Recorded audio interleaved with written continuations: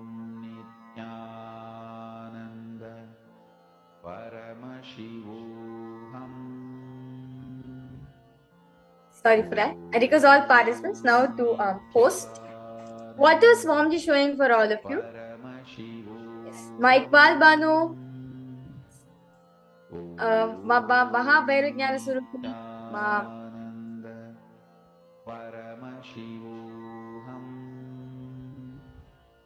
Manindeshri, yes. Matanja Gavya, because all of you the post what is Swamiji showing for all of you. Ma Anupama Menon, I see you newly joining for the program. Nityanandam, welcome you for the Paramashivoham program. Nityanandam. Okay. So now for all the participants, let's now verify the answers. So the image which I was showing for all of you, which I was projecting for all of you, is a picture of a flower. This is a flower. This flower is actually it's a medicinal flower. This flower is actually good for eyesight. So if you have like this flower is very good for eyes. Like very beautifully, Swamiji says that there's a book called there's a specific book where it describes all the herbs for each part of the body, or for each one of the disease you're experiencing in the body. So in that book, Swamiji says that for eyes, this flower is the herb for it. So in Tamil, it's called Nandiyavattam flower.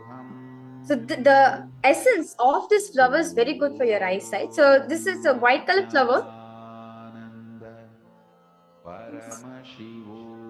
So it's a white color flower. You can see it has like 5 petals, and it's almost shaped like a cow's ear. If you have observed the petals, it almost looks like the shape of a cow's ear. So now for all the participants, those of you who seen this exact flower, if you have seen the colors, or if you've seen the shape of the flower, how it looks, all the medicinal benefits of this flower, that's wonderful, you have manifested. So, in today's program, all of you will be attending to one of the most important part in our life, where we always want to manifest the best of it. No matter whatever happens in life, you always want it to happen. Wealth is one of the most important part in our life. But Swamiji says very beautifully, wealth is not just the number of zeros you have in bank balance. The inner wealth according to Hindus, is you experience the Paramashanta, experiencing the oneness, the Paramadvaita with Paramashiva, and enjoying it, going beyond your incomplete societal condition. As in today's darshan, all of you will be receiving the darshan of Bhagavan Venkateshwar, Bhagavan Keshavarthamurti, who embodies the dimension of wealth, who's the ultimate wealth as per Hindus. Let us now understand what exactly is wealth. As Parandama, Mahavishnu's embodiment of wealth, he lives in the Vaikuntha Loka. Let us now understand what is Vaikuntha Loka, how to experience Vaikuntha Loka in his life, and how to receive the best gifts and receive the best gifts of Vaikuntha Loka and use it in our day-to-day life. Let us directly listen to this beautiful truth from Swamiji himself.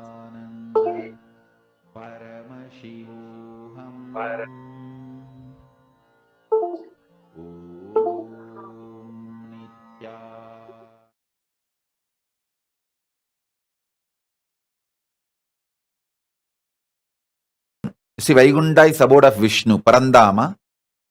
Shripuram is Parameshwari, Paramashiva Shakti. Kailasa is Paramashiva, Mahakailasa is Paramashiva in his pure formless space. 14 lokas are stopping with Brahmaloka. After that, the 4 is beyond Brahmaloka. Vaikuntha, Shripuram, Kailasa, Mahakailasa is beyond the 14 lokas. There is only Turyadita in those 4 spaces. Vaikuntha, Shripuram and Kailasa, Mahakailasa. Asking where is Goloka? Goloka is part of Vaikuntha. Agama gives elaborate description on who resides in what loka, how each loka looks.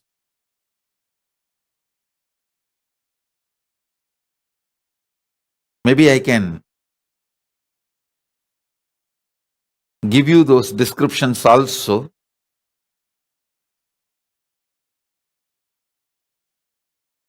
Yamini Liu is asking, where is Yamaloka? Yamaloka is in Swargaloka. Part of Swargaloka is Yamaloka. Indradi Dasadik Balaka means Indra, Agni, and Yama, Nairuti, Varuna, Vayu, Gubera, Ishana. All 8. And Batala, Bali, Akasha, Vishnu. All the 10 Dik Balakas.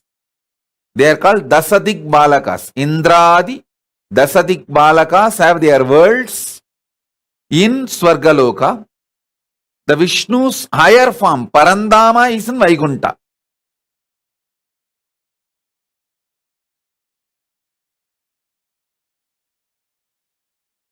I'll give you one small story.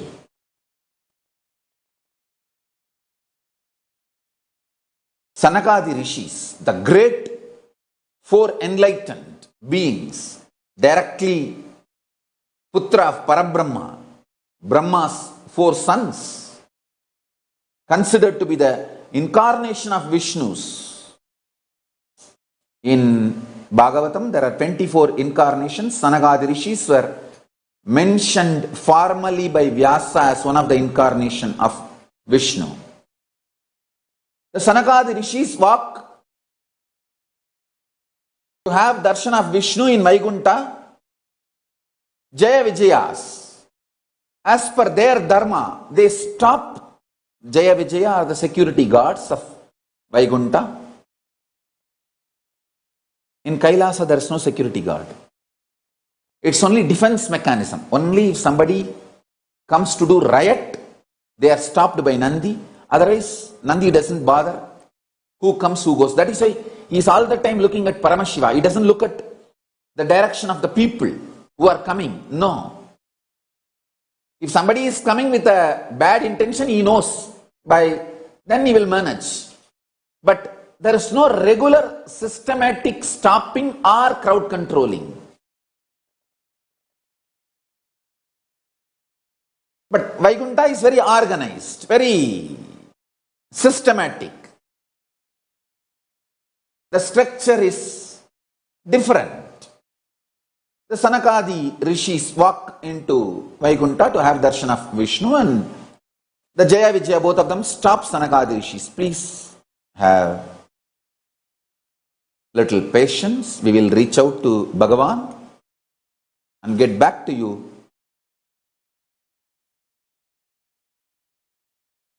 I don't know what was the mood of Sanakadi Rishis at that time, and I don't want to judge. I can never judge. I have to give all my respect and reverence to both sides. Sanakadi Rishis and Jaya Vijaya, and I am nobody to judge. Both of them are surely much, much, much far beyond and great than anything we can imagine. Sanakadi Rishis cursed, and we don't even know exactly what was the conversation happening and which triggered whom and how the conversation got into the level of cursing. Sanakadi Rishis cursed.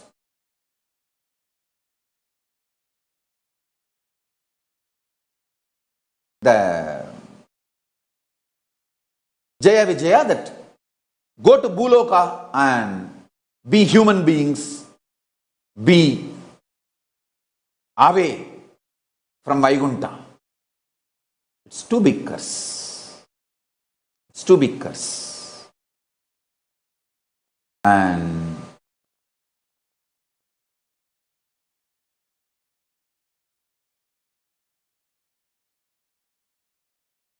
anyhow, after a few minutes, things cooled down, and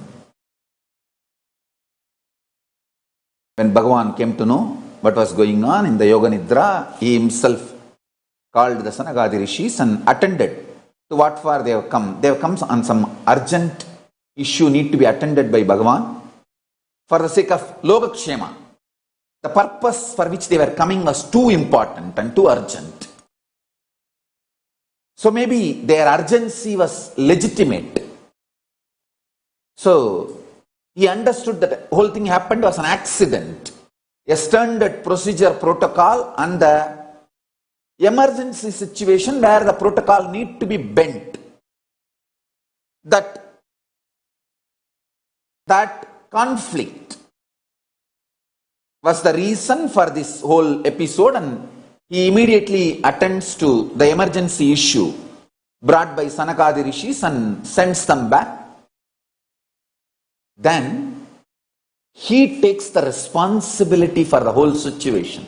He calls Jaya Vijaya, tells them, don't worry. You have kept your dharma. There will always be conflict between the standard policies and the emergency situations needed to be attended. But the emergency situation is only an exemption, cannot be considered as a rule. For example, surely Sanagadi Rishis are not going to take the responsibility of the Jaya Vijaya and stand whole day and doing the grunt job of the guardian is not a joke. People who curse Jaya Vijayas, guardians, cannot do one day the job, the grunt job of Jaya Vijayas.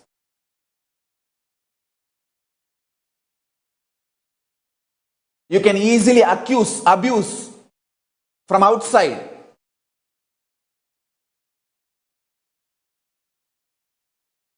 Vishnu hugs both of them, Jaya and Vijaya. Don't worry.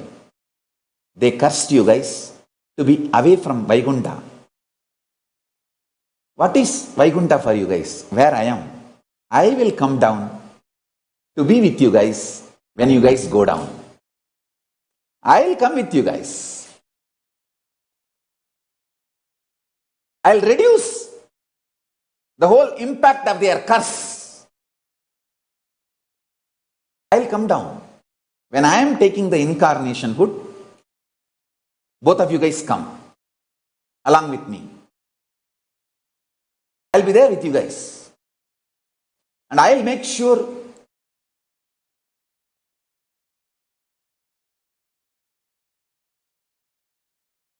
you guys are part of my Leela and you reach my feet.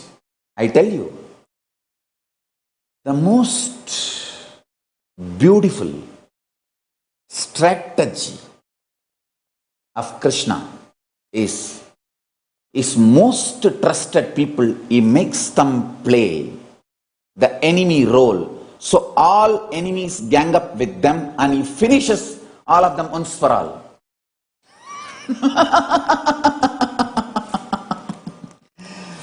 His personal security guard, he says, hey, you play as my enemy. Let us find out all the enemy fellows and let them gather behind you. I'll finish the whole gang together. And you come back to my feet. When Sisubala, who is incarnation of Jaya Vijaya, when Parandama came down as Rama, Jaya Vijaya came as Ravana and Kumbhakarna, and when Parandama came down as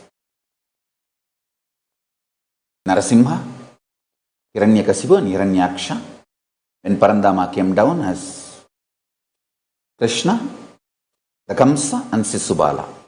So these were the incarnations of the main Bhagavata Puranam says Kamsa and Sisubala. There are some editions which says Sisubala and Dhanvantakra. Anyhow, I feel it's Kamsa and Sisubala. So listen. When Shishubala was abusing Krishna, Krishna was one side laughing, other side painful. Everyone was thinking he was feeling the pain because Shishubala is accusing and abusing. And he is laughing because he is going to destroy Shishubala. No.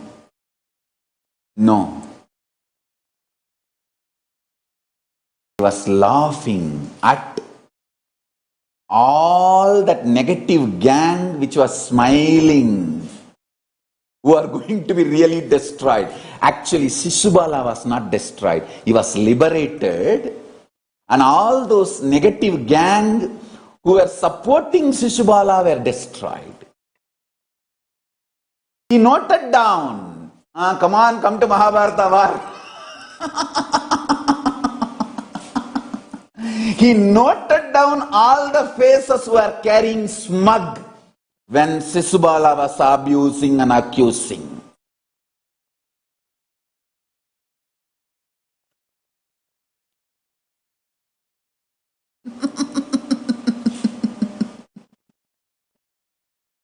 And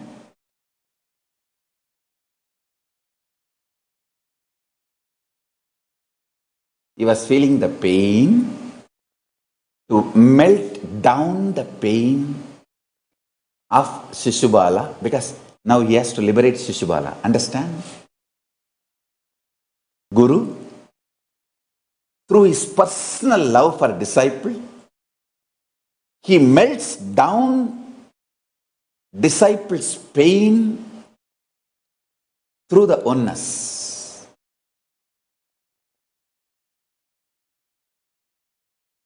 If Krishna feels the pain for 1 second, 1 billion years, the pain which Shishubala need to go through will be burnt away. So, his own personal guardian,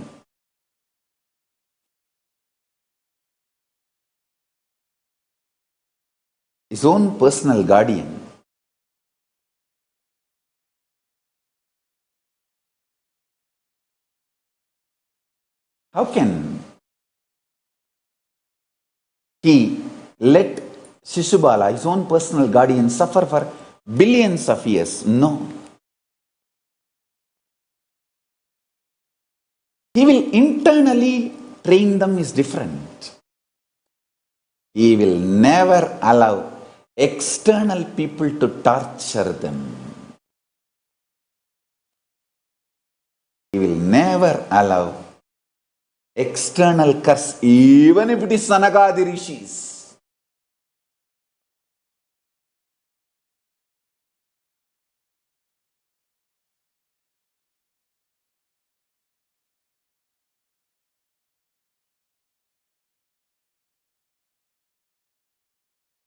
Who can play the strategic role of enemy better than own personal guardians? What a Leela!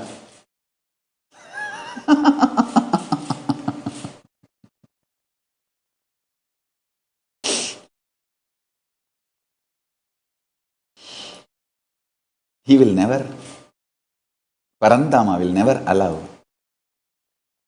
the suffering to his people from others.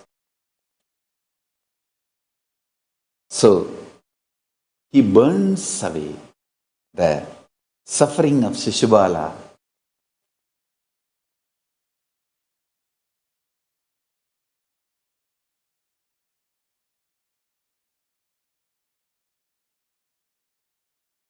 Understand, you will never know the reason for Parandama's pleasure or pain.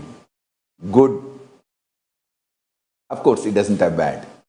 You will never know the reason for Parandama's pain or pleasure.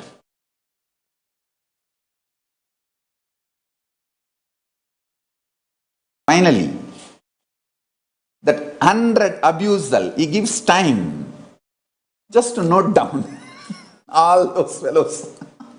who are supposed to be destroyed.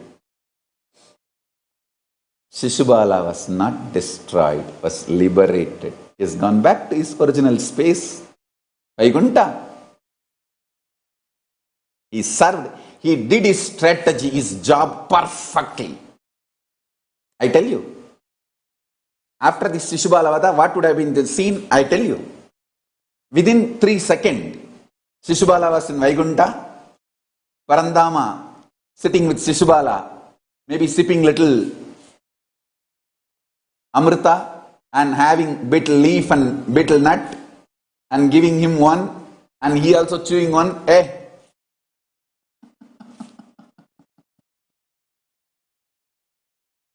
Parandama is a very sweet person, very intimate person, and the whole Vaikuntha energy is a love energy. The love is the source or the space of Vaikuntha. It was intimate relationship. Always in Vaikuntha, the whole relationship and everything was intimate. See, in Kailasa, it is more like a oneness. Oneness is the space and Tyaga is the prana. In Vaikuntha, love is the prana and intimacy is the space of the whole Vaikuntha energy. And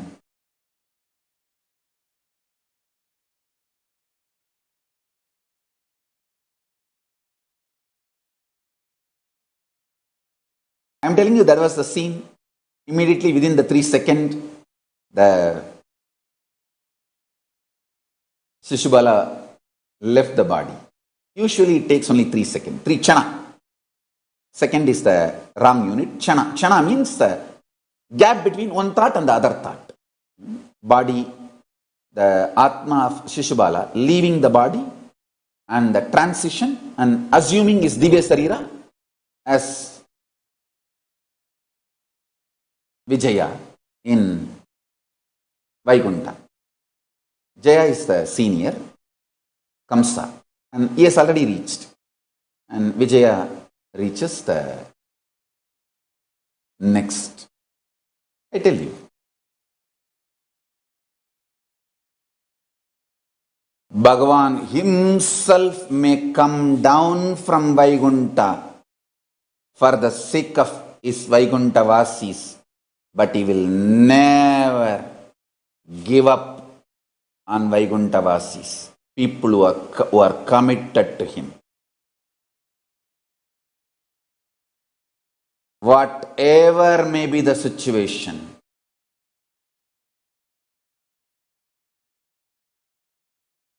if there is a reactionary assumptions and the accidents due to reactionary assumptions, of course, Parandama did not punish Sanagadi Rishis because the agenda which they were rushing was very important. Same way, he did not allow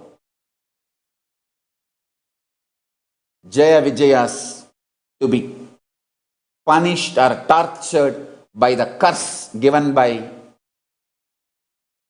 Sanagadi Rishis. He stood by Jaya Vijayas. Don't try to fight whether it is factual or not. Relax and enjoy. The sweetness I am trying to describe, convey through this incident, through this description, that space of Vaikuntha, I am trying to convey. Understand that and enjoy. The sweetness I am trying to convey, enjoy that. Actually, the prana of Vaikuntha is love, prema, bhakti. It's very intimate space, Vaikuntha. Kailasa is oneness, yaga, fire.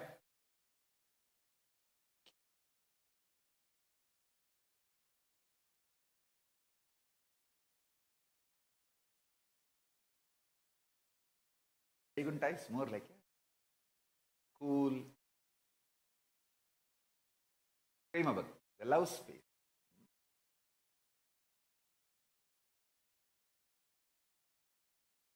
No, Vaikuntha is different. You see, Vaikuntha is an enlightened space. Don't connect Vaikuntha with the Indraloka and Devaloka. Vaikuntha and all you can reach only by pure devotion. You cannot reach by doing some yajna. But Indraloka and Devaloka you can reach by ritual. You can just, if you just make enough money to go there, you can go. But for Vaikuntha you need a special visa. Even money won't do.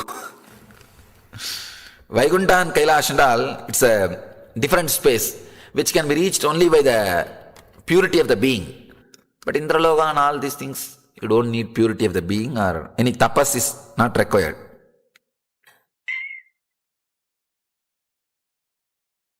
See, we have a story. Ramanuja goes to Delhi Badshah's court and the Melakottai Selvanarayana Swami, the Sellapillai, the Utsava Murti is called Sellapillai. Moola Murti is called Selvanarayana Swami, Utsava Murti is called Sellapillai. Ramanuja uses the word Sellapillai, that's the word. Immediately, the Sellapillai just comes and sits in the lap of Ramanuja. Understand, this is not story. The 1000th year of Ramanuja's birth anniversary, we will prove this. It's a truth, not story.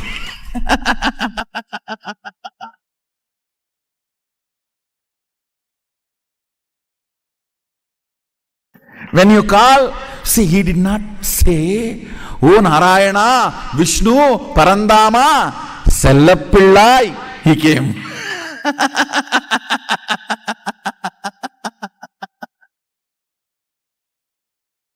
He did not use all those big words.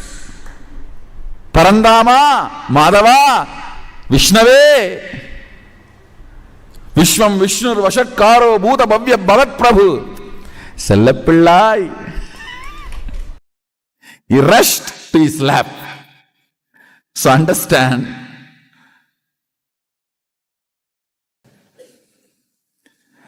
the whole thought current presented in that story is not false, it is true. Ramanuja goes to Delhi Badshah's court and demonstrates his charisma and energy. Badshah gets shaken and he asks, what do you want?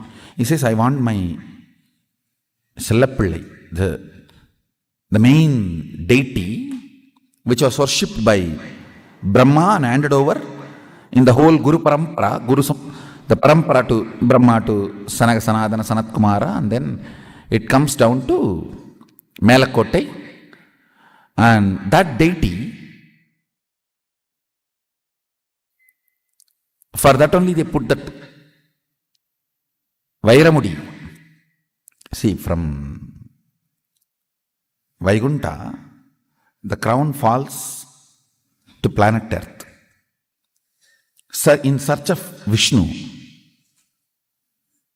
And then Garuda was given the responsibility, go and fit this to every deity. A real Vishnu deity, this crown will fit properly. When they brought it and put it on this Melakottai Selvanarayana Swami, it fitted properly. So he is the real Vishnu deity. So it was given to Melakottai Selvanarayana Swami.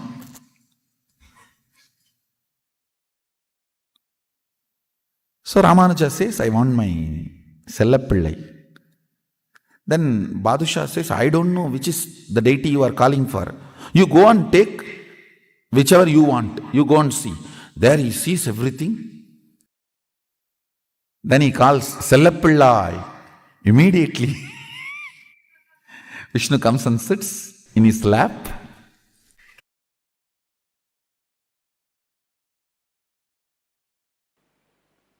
There's a beautiful story in Ramanuja's life.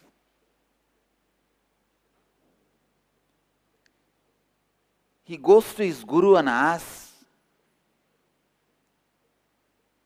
him to give one method to achieve the ultimate. In Vaishnavism, the ultimate is the space in Vaikuntha, means the space of Vishnu. Ramanuja was in such high level of completion.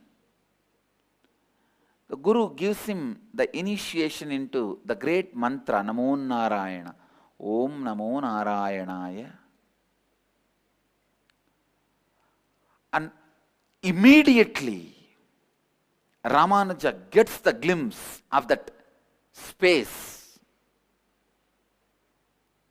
Because he was in right context and the initiation was given, immediately gets that space. But the Guru says, don't go out and give this mantra to anyone and everyone. Otherwise, you will go to hell. They will go to Vaikuntha. But I tell you, whenever you experience, you will be possessed by the spirit of enriching. Whenever you experience, you will be possessed by the spirit of enriching. Here Ramanuja was possessed by the spirit of enriching. He runs to the temple tower, stands on the roof and calls everyone and says, come on, come on, come on. I have a secret technique to achieve Vaikuntha. If I teach you all this, I may go to hell, but you will all go to Vaikuntha. Please learn.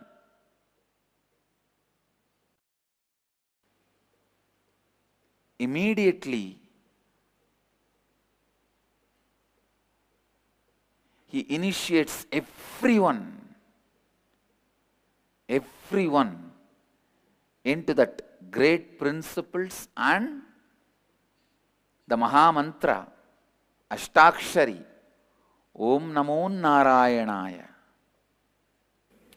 Seeking is nothing but your ability to throw tantrum and get the attention of the Cosmic Mother.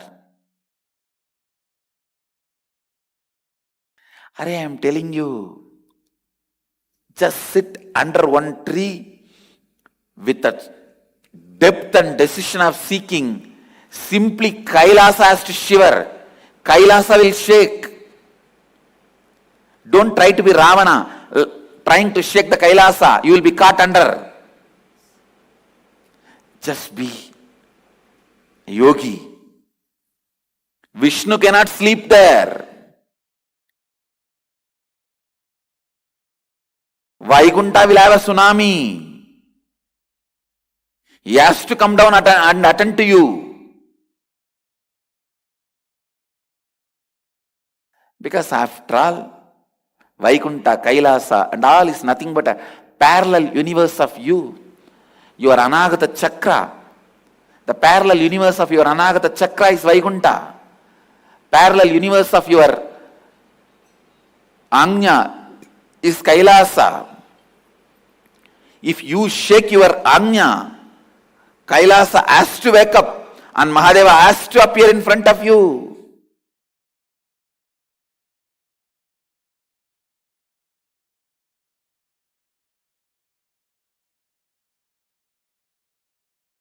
Don't be arrogant out of your seeking. Actually, when you are seeking, arrogance will not even happen.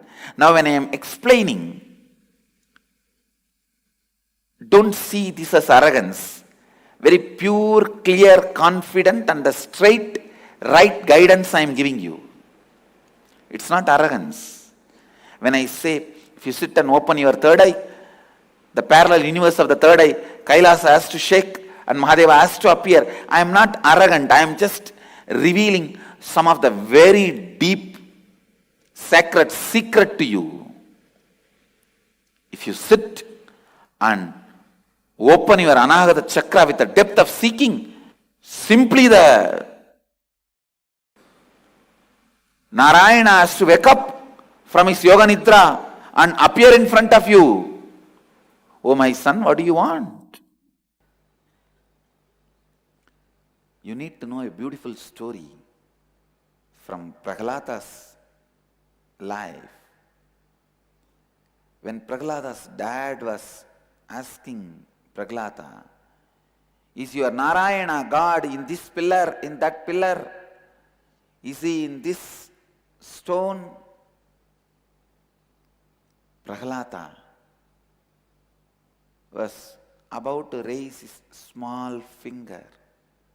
A child naturally takes little time to lift his hand and show which pillar my Narayana is there. I don't even know which finger he showed, or he would have shown. He may not even know how to fold the fingers and show one finger or anything. He must have shown even through face. That is the way kids show. Kids sometimes don't even know how to raise the hand and show. They just show the face.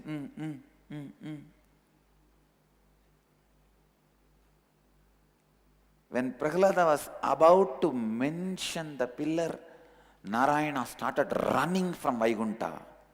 Lakshmi asked, what happened? Why are you running so fast? What is there to be in so much of a hurry?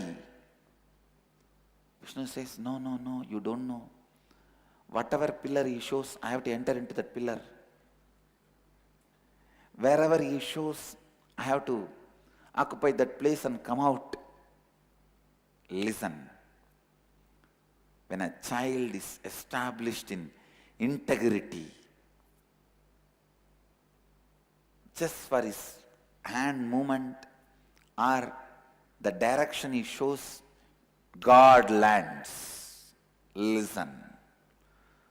Whole world moves as you want when you are established in integrity.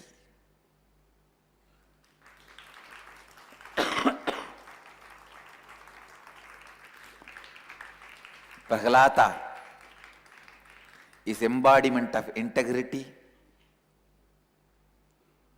Nachiketa is embodiment of authenticity.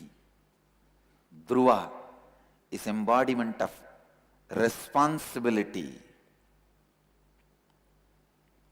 Markandeya is embodiment of enriching. Prahlada is his embodiment of integrity. He was in completion with all the karmas. Prarabdha akamya sanchita.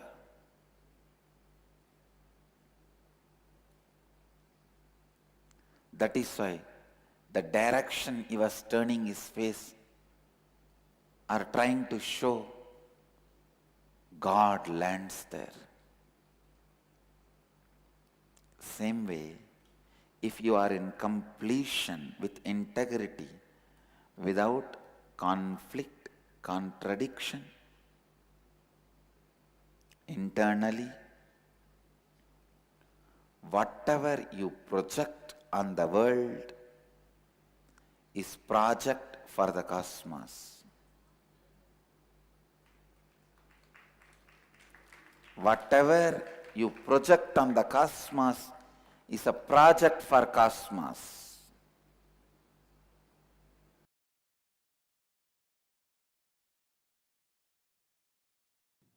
Tirupati, Srinivasa's temple, Srirangam Ranganatha's temple, they can straight give you the experience of Vaikuntha. Understand?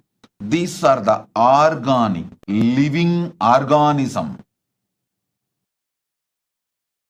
Living organism, living energy portals which can open up like a time shaft and teleport you directly to those lokas.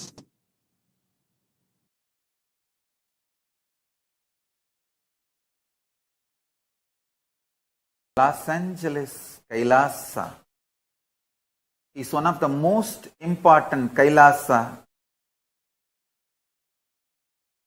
till now I have manifested. The deities are literally birthed by Paramashiva, myself directly. the Archavataras residing in Los Angeles can connect you directly to Kailasa and other vertical time zones. Sit, pray to Venkateshwara in Los Angeles, Kailasa, you will experience Vaikuntha directly.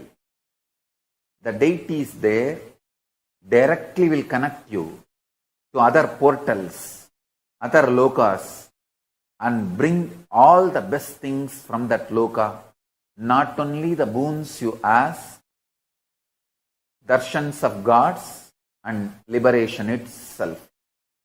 It is literally, I brought the Kailasa stage, a supernal effulgence of Kailasa, and made this Los Angeles Kailasa. Los Angeles Kailasa is one of the connection points with Maha Kailasa and Buloka and all other lokas, spaces.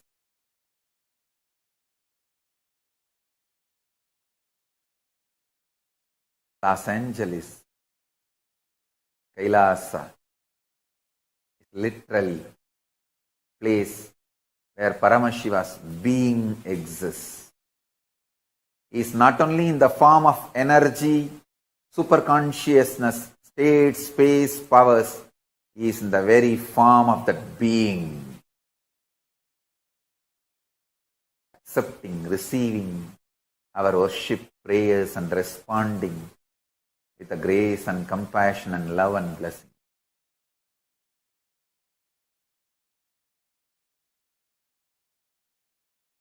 Vaikuntha Ekadashi, the day the doors of Vaikuntha are kept open for anybody who walks in.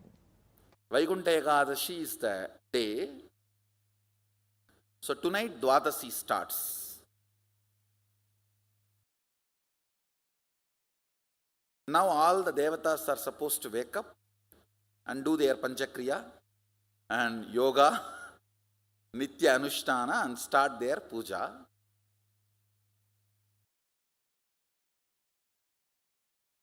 It's a gift, bonus. Vishnu opens all the 11 dimensions and blesses the universe. Anybody has a free entry today.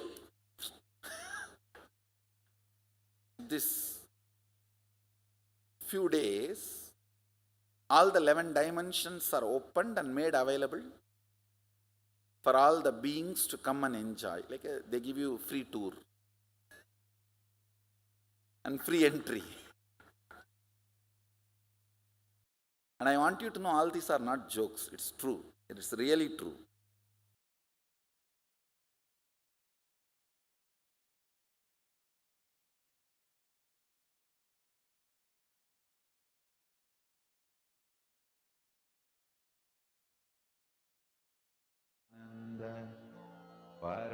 Paramashivoham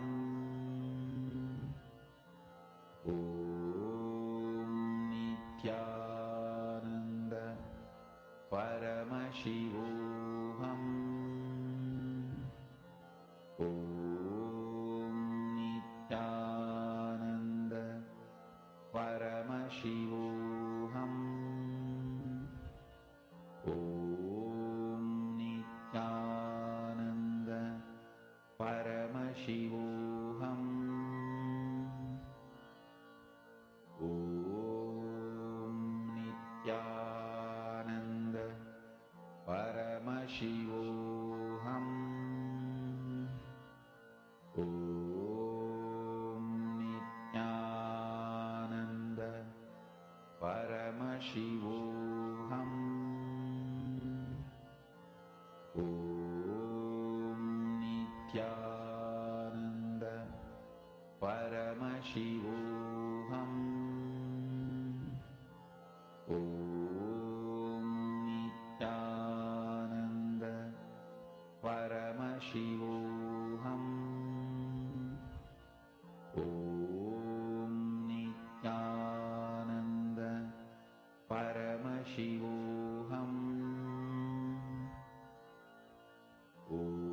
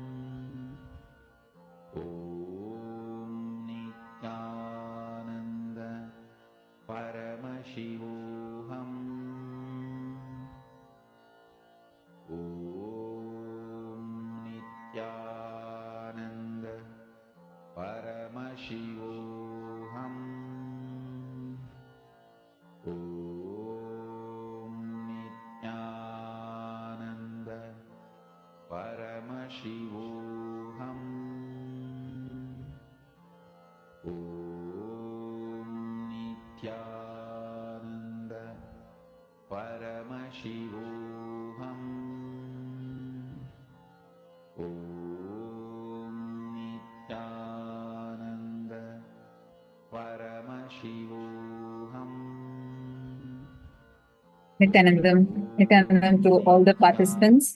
Such a beautiful session we all just now had on the Vaikuntha Loka. Today's day is all about you experiencing the wealth manifestation through you. You're going to experience the manifestation of abundance or spaciousness happening through you. How many of you are ready for receiving this powerful spiritual blast as your experience, your own experience? Kindly come on camera and settle down, all the participants. Thank you so much. I hope all of you are enjoying the program so far and What has your experience been like? Because what you're going to be entering today is going to be literally Swamiji teleporting you, taking you, teleporting you to Vaikuntha Loka. You're going to experience how the Vaikuntha, the abode of Mahavishnu, is, and you're going to have that manifesting in that inner space of abundance manifesting in you. Today, we are going to be learning about wealth manifestation, the secrets of wealth manifestation. I request all of you to kindly participate very actively, proactively participate in this. And it will help you tremendously to be able to overcome any kind of an obstacle you're faced with in the dimension of wealth, and to be able to overcome any kind of issues you are having related to wealth and wealth manifestation. Are you all ready? Shall we enter into the first session now? We just learned about the abode of Mahavishnu. What is the kind of inner space? See, it is that space of love, devotion that raises you to Vaikuntha Loka. And why is this so important? Experience these higher dimensions, higher lokas. It is not just about you having an access to a different portal, and it is about you having access to be able to manifest that abundance in you through your inner space. I mean, if you're catching this, because what we are now entering into is going to be preparing us to experience the same.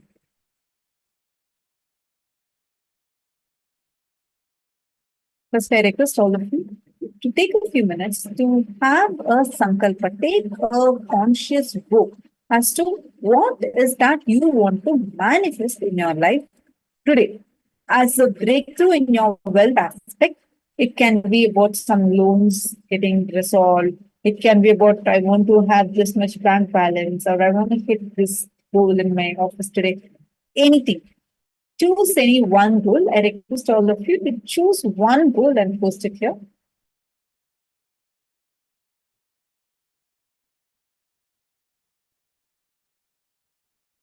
See, this Vaikuntha Loka, the abode of Mahavishnu,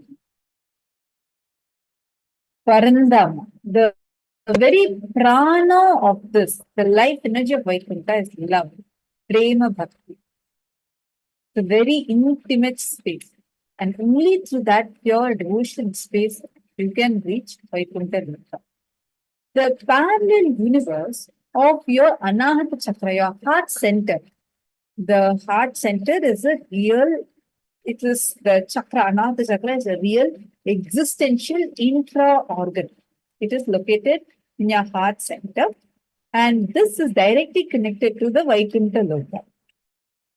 Whenever you are in that intense seeking, your innermost course decision to be free, to be awakened. And your seeking is the innermost force being understanding it has not yet expressed its full potential. The decision to melt you, reinvent you, and mold you as you want. Just that intensity and the pure space of devotion, just remembering how he has manifested for you right now, how he is overflowing in your life, and how he is continuously there, hand holding you, guiding you, and manifesting for you, raises you to that power. And literally, today, when you all connect, experience this prema bhakti, the space of that devotion opening in you, you will literally see how that whole experience will manifest in you so powerfully. You will experience that blossoming of prema bhakti inside of you. Literally, all will experience that. Right now, see, today, Swamiji tells beautifully, right? The parallel universe of Anahata Chakra is Vaikuntha Loka. When your Anahata Chakra blossoms, when you experience that completion in you, you will simply see how it reflects in your Vaikuntha Loka, how it reflects in the Vaikuntha Loka, which means it will empower, strengthen your existence in that Loka. Now, all the participants that are here, today, all of you are going to be experiencing that powerful awakening, your parallel universe existence in Vaikuntha Loka awakening during the darshan today. And today, the exclusive Venkateshwara Bhavasamadhi darshan that we are all having literally is going to be focused on this experience of you experiencing your existence in the parallel universe of Vaikuntha Loka. Now, Swamiji revealed various different truths to all of us. Right? Swamiji revealed some of the most important aspects for us to remember of Vaikuntha Loka. Whenever you want to experience Vaikuntha Loka, whenever you strengthen the prema bhakti inside of you, you experience the Vaikuntha Loka. Now, in this same space, let us all enter into this power manifestation where you sit and manifest the experience of oneness.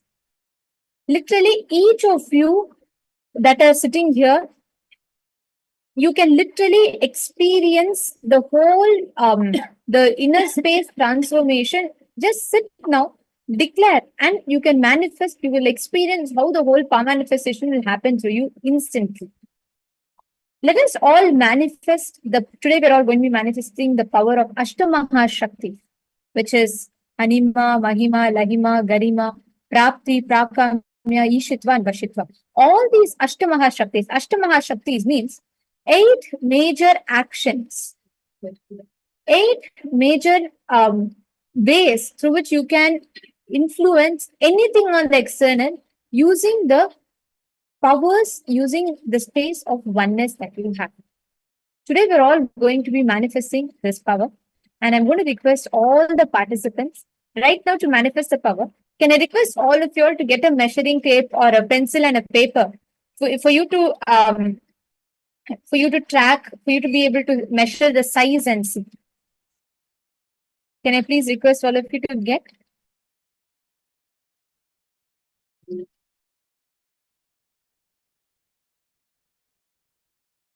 Please take a few minutes. Please get the items and settle down. All of us are going to be manifesting this power today, where you're going to be able to connect and you will be able to influence. See, Ashtamaha Shaktis actually means 8 different ways of influencing an external matter using the powers. For example, Anima. Anima means to be able to make something small as you want. Mahima. Mahima means to be able to make something as big as you want. Next is Prapti. Prapti means your ability to attract something as like whatever you want, your ability to get it. Like if you will for manifesting something, your ability to manifest it. Prakamya means your ability to travel anywhere you want. Ishitva means your ability to have lordship over something. Vashitva means your ability to make someone or anything get attracted towards you or towards a certain object. All these Ashtamaha Shaktis are some of the most powerful Shaktis that you have. Literally, when this is awakened, the whole kind of importance that you give to the external situations which you feel is out of your control, that entire thing, you will simply have the experience, the breakthrough. You will be able to see how that whole importance and the power it has over you will completely dissolve and melt. This is the power that we're all going to be manifesting today. Are you all understanding? So first, let us understand the Shastra Pramana for this. This is actually given, the reference for this is given in the Paushkaragama, in the Vidyapada. The verse says, Mahima vyapya cha sthanam brihaddehendriyadibihi tritaya kayata siddhim aishwaryam animadikam. Here, Swamiji beautifully explains, Paramashiva beautifully explains how Mahima is the power to exist pervasively with the help of huge bodies, organs such as others. These 3 lordly powers, Anima, Lahima, and Garima, are expressed through the body.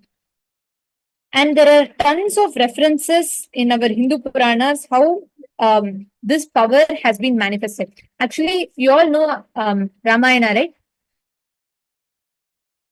In Ramayana, You will literally see how when Hanuman had to fly over, he was able to lift, he was able to expand his size to any huge, like it is said, he became as huge as 90 yojanas, one yojana being 8 miles. He was as huge as a mountain. And these are all not mythology. Understand? These are all not some made up story that is told. No, it is a science. Your body, you have the ability to alter your body the way you want with your will. This power is what all of us are going to be manifesting right now. And you all can experience how this power manifests if you just sit right now, spend the time. You all can bring any object that you want and keep that object in front of you. Please trace the object size. It can be a bottle cap, it could be some coin, a ring, anything, any object it can be. Or it can even be like any small object that you can trace. You can even measure the exact height of it using a measuring tape. Take a before picture and sit inside you, declare using the space of oneness. Just say, Swamiji, I am declaring, this is my experience. With that oneness, just sit and connect to Swamiji. Chant the Mahavakya and just declare. Manifest the space of oneness. Please start. Nityananda Paramashivoham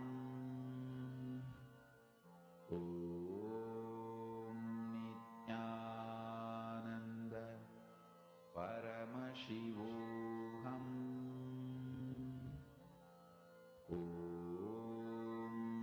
Nityananda Paramashivoham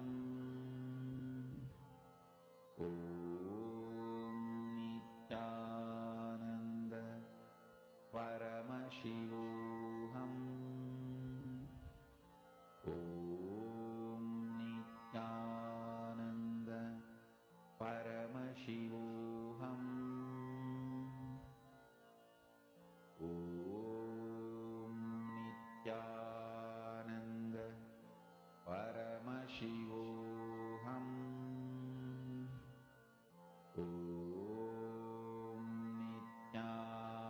Nityananda Paramashivoham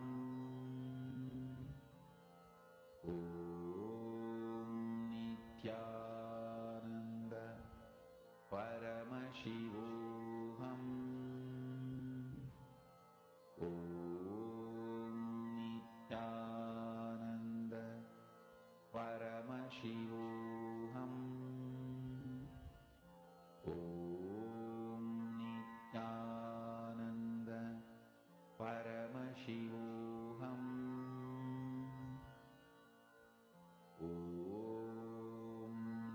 Nityananda Paramashivoham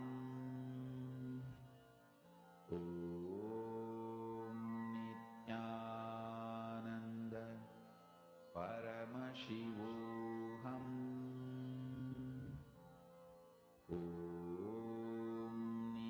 Nityananda Paramashivoham Nityananda Paramashivoham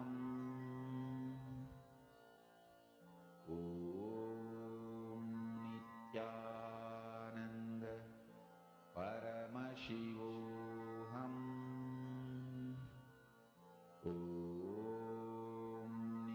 Nityananda Paramashivoham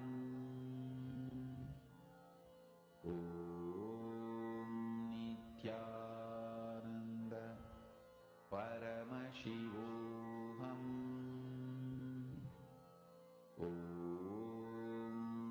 Nityananda Paramashivoham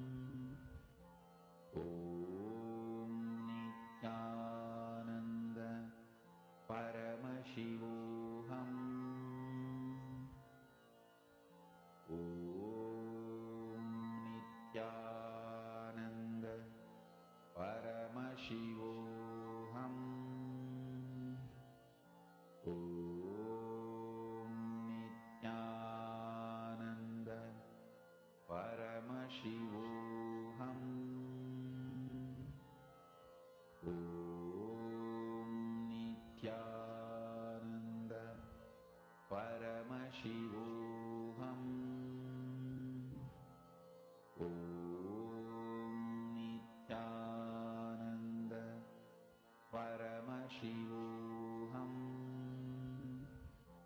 Om Nityananda Paramashivoham.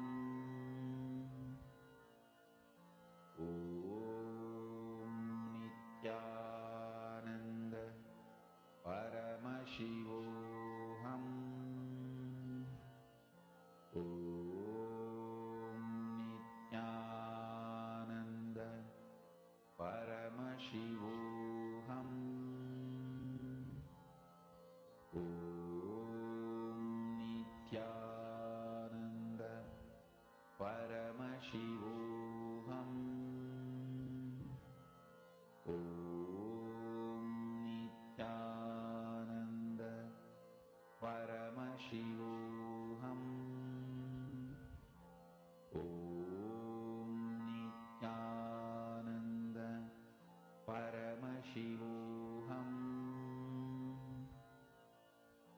Om Nityananda Paramashivoham. Om Nityananda Paramashivoham.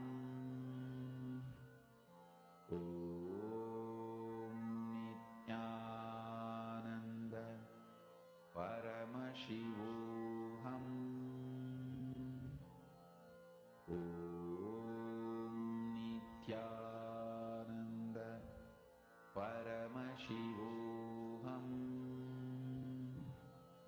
Om Nityananda Paramashivoham. Om Nityananda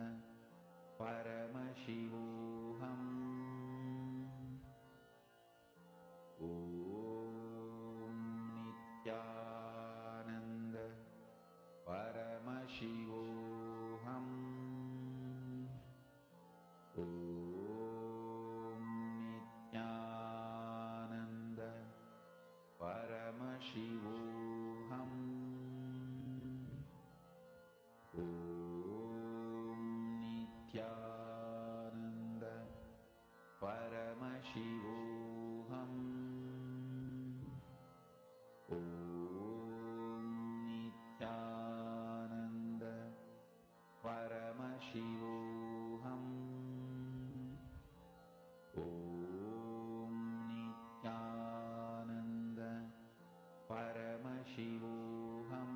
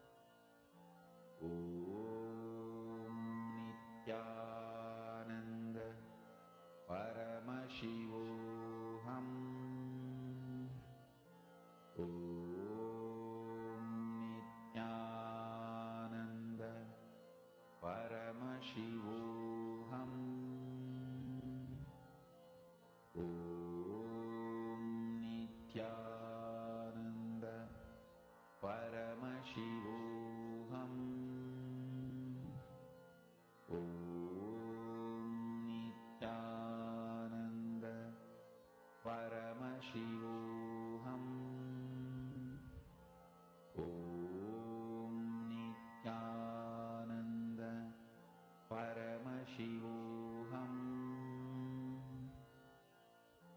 Om Nityananda Paramashivoham. Om Nityananda Paramashivoham. Om Nityananda Paramashivoham. Om Nityananda Paramashivoham. Om Nityananda Paramashivoham.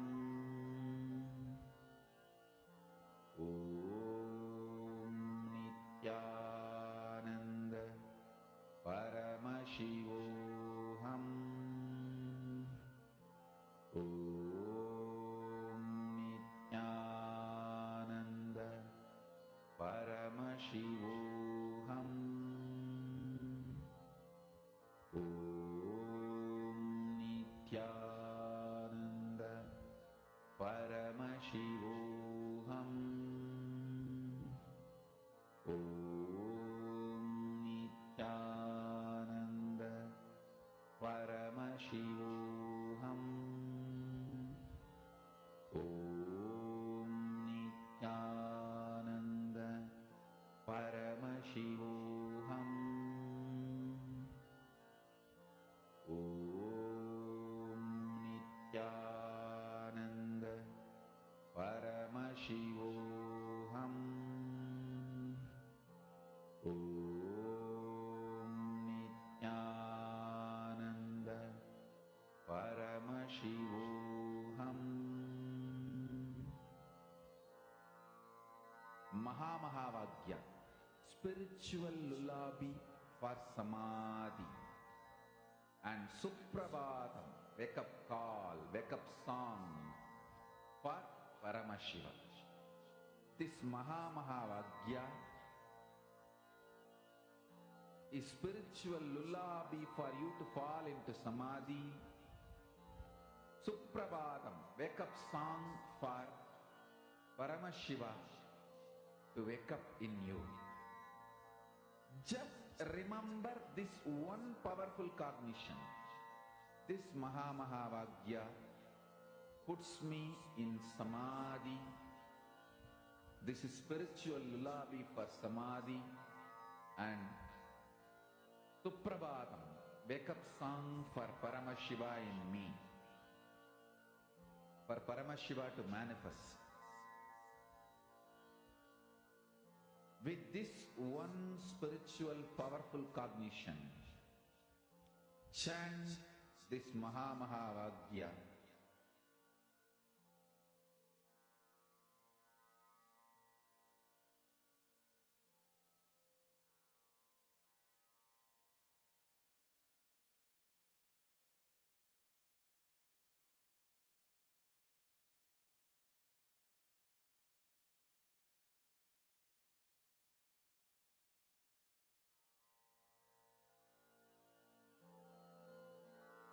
Mahamahavagya, spiritual lullaby for samadhi.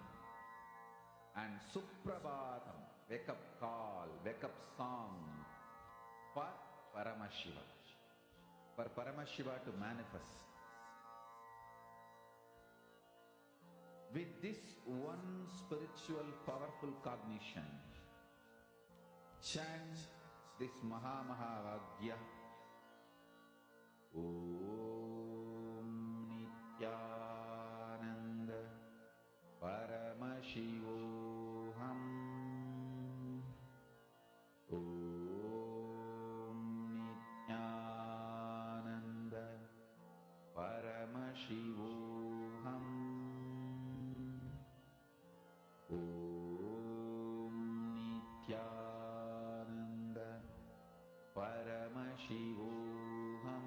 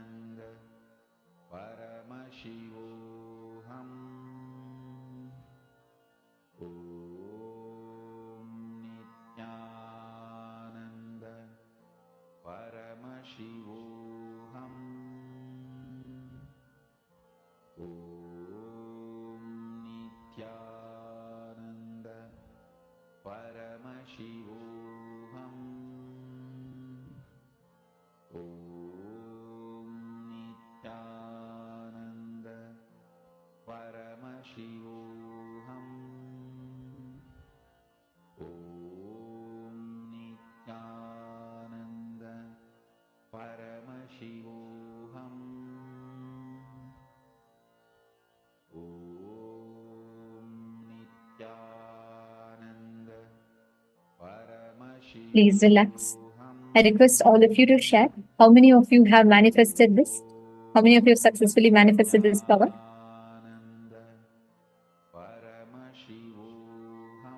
Actually, right now, all of you will be able to see how just by using your conscious will, the moment you decide, the moment you declare inside of you, yes, I am going to have a breakthrough in this aspect, you will simply see how when you start playing with it, right, the kind of importance you give to all the external situations and obstacles will just drastically drop.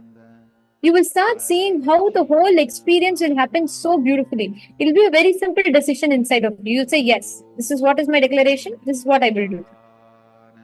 You will simply have a breakthrough in that way.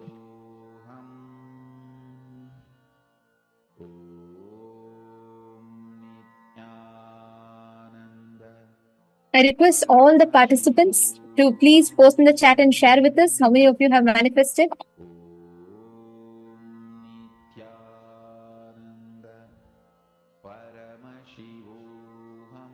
Please share your breakthroughs. And if any of you are feeling stuck, let's say you're not able to manifest something, you do not know how to manifest, or sometimes you're trying and you still feel like it's not really manifesting for you, please feel free. Please share with us, and we are more than happy to help support you. Swamiji has given a lot of techniques to use for manifestation. Swamiji has revealed a lot of samyamas and methods that you can use. And we can share with you specific samyamas tailored to give you that breakthrough.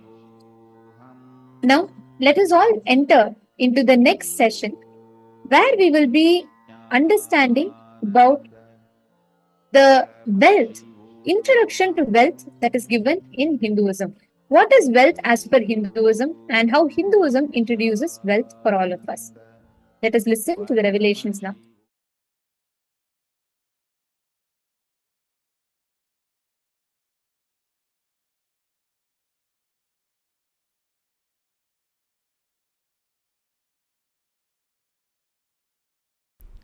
In Sanskrit,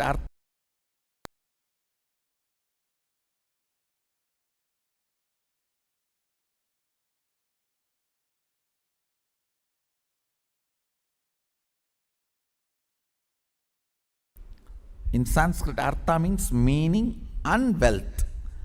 It means how much you mean, that much you will be wealthy.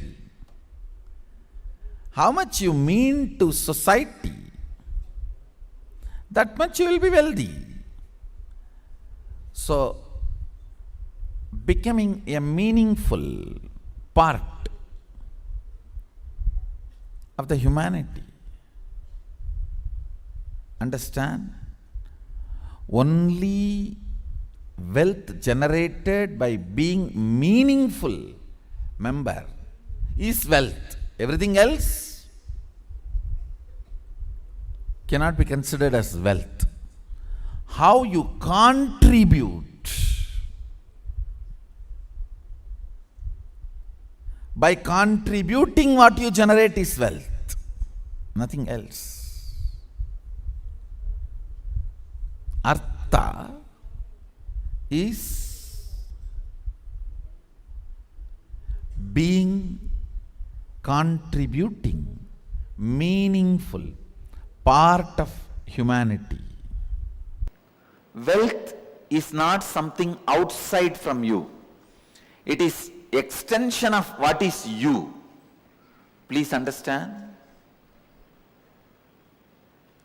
You go on accumulating something in your life. If you are conscious, organized, you accumulate wealth. Otherwise, you accumulate poverty. But you go on accumulating something. Wealth is not something outside you. It is extension of you. What you feel about life, what you feel about you. All these ideas only decide whether wealth is going to be around you or not.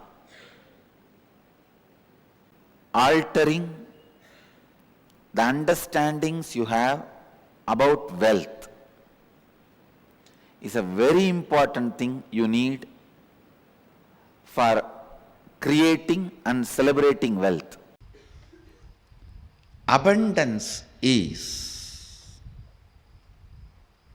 overflowing ecstasy, confidence in you that you can exist, your existence is joyful, blissful for you and the people around you. Please understand. It may be looking very mystical. I'll explain step by step. But today I wanted to give you the last word on abundance. No beating around the bush. Last word on abundance. Listen. Even that word has nice meaning. Abundance. Bund means bank. Abund means without bank. Dance. Jumping without a bank. Jumping without a bund. Abundance. See, a overflowing excitement, intensity about your existence is wealth. Understand? Overflowing abundance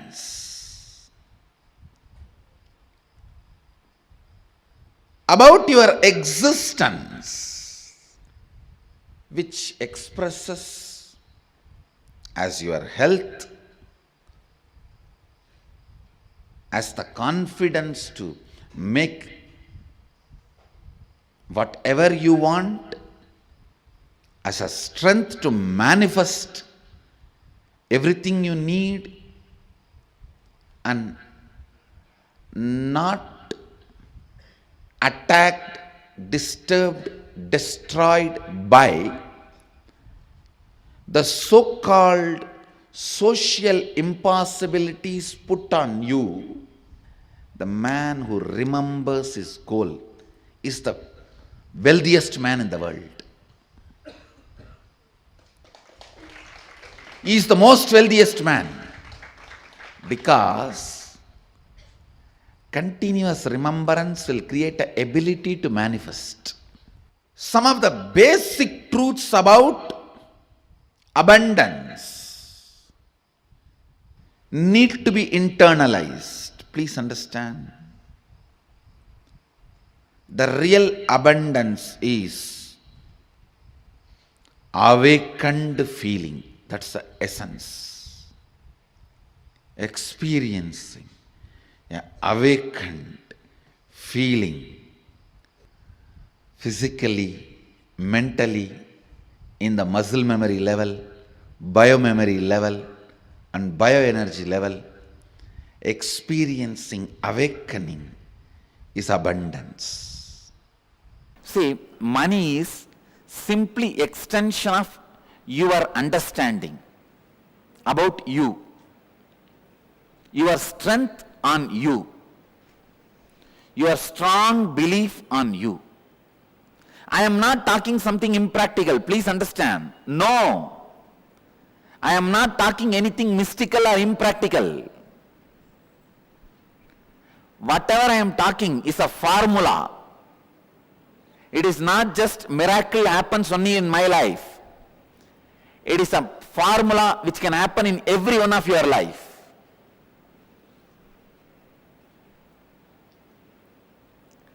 The right attitude towards money is, please understand, the right attitude towards money is, it has utility value for the things you want to do. Neither suffer with the feeling I don't have enough, nor be overloaded and develop arrogance or ego or influenced by having it. Neither be influenced by not having, nor be influenced by having.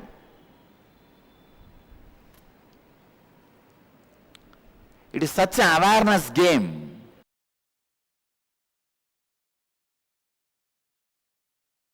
Listen carefully. For example, you work hard, put lot of intelligence, build an amazing bungalow in your dream. First earn money, then save money, then buy all the right material.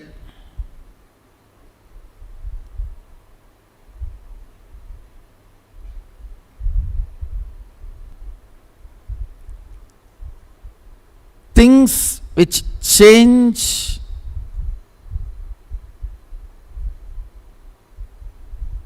if the atmosphere changes, ideas changes, geography changes, are all delusory. They all exist in illusion. You work so hard and build a home in your dream. What's the use? No use.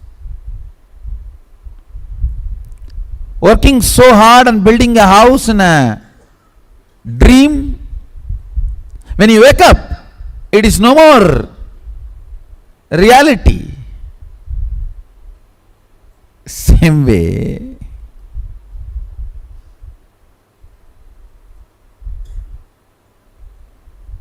if you are earning and building a big business in a country, suddenly the country gets into war and it loses its currency value, what will happen to your whole thing? Waste.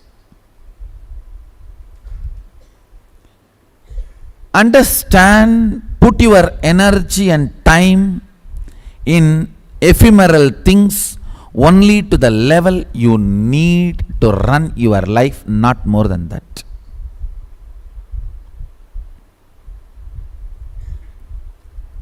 Economy is all about intelligence, not about greed.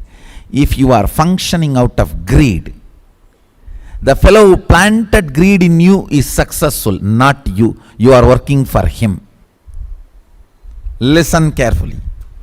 Few days before, it was a very intimate conversation with decision makers of my Sangha, the accountant, chief CFO, and legal advisor, all the top guys sitting with me. They were not ready to accept one of my decision. See, my decision was, don't leave anything left in the bank end of the year. Finish off.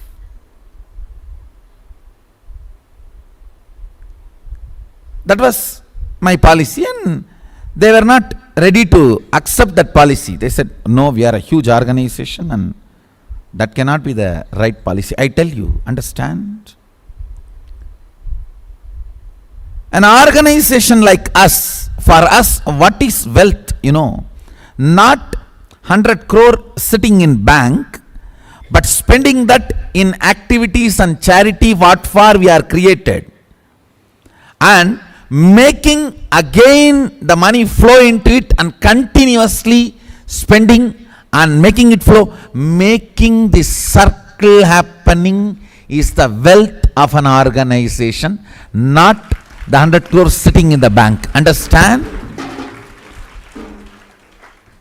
If I think the 100 crores sitting in the bank is a wealth, bank will be wealthy, not me.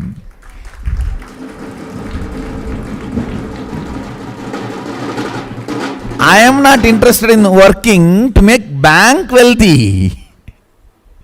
I am interested in making this Sangha wealthy. What is the wealth of the Sangha? Its ability to generate and spend on its mission, on its goal. Listen carefully. Acid wash your ideas about money with this clarity. Let your idea about money be aligned to your goal, not to your greed.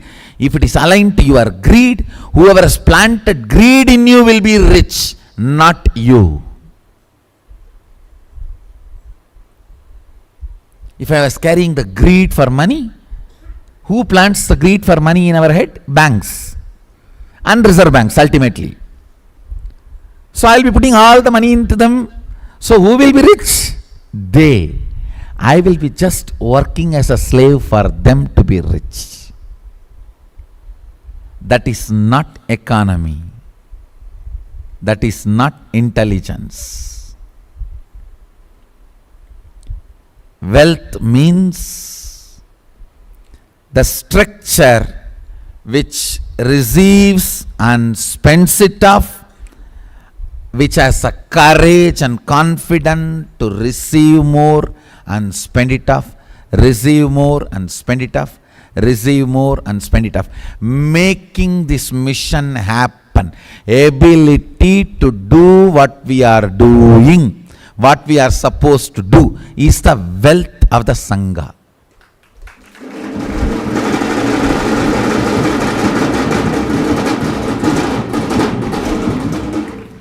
Not the currency sitting in the bank. Ability to do your mission every day is wealth of you and your life. Listen very carefully. This is the cosmic principle of economy. What is wealth? Your ability to complete and be intensely active in what you are supposed to do.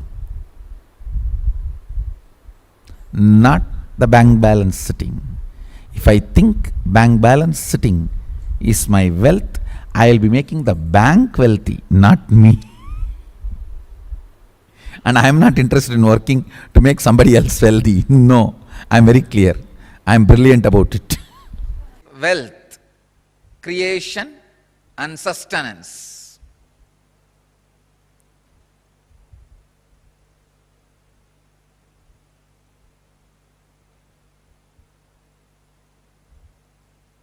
I can say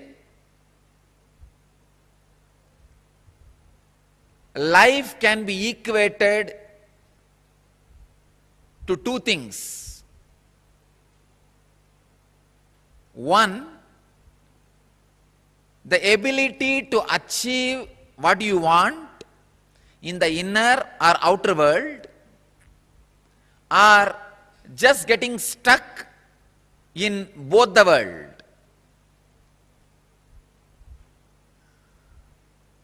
These are the only two equations. As on now,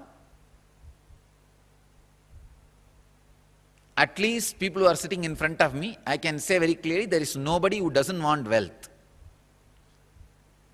Everybody wants it. But they do not increase the life in them to the level they want it. Wealth can be equated to the life energy you express. Straight equation. Because as on now, a normal man has wealth as the first priority in the life. So be very clear, if you do not have wealth, don't blame anybody, just you are not expressing life in you. Life energy is not happening in you. What is wealth? Knowing the knack of how you have to be useful to society and enrich it so that they enrich you. That's all. That's all is money. If you think money is too big, just by making it, you will become tired. That is the biggest poverty. Please understand. Just by making it, if you become tired, you are working, functioning out of the concept of poverty. You will make, but you will not be there to enjoy. Somebody else will be enjoying. That is why I am saying, make money without thinking it is too big. Make money knowing that it is the dust which flies while you walk. I have to here put it on record. One of the statement I heard from my guru, நடக்கும் பொழுது பறக்கும் தூசி என நினைத்து செல்வோர்க்கே செல்வம். I'll translate.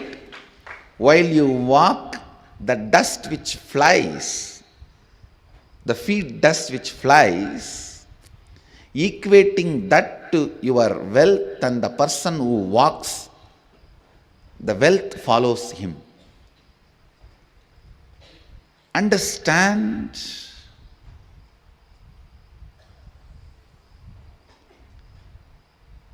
The powerfulness you demonstrate,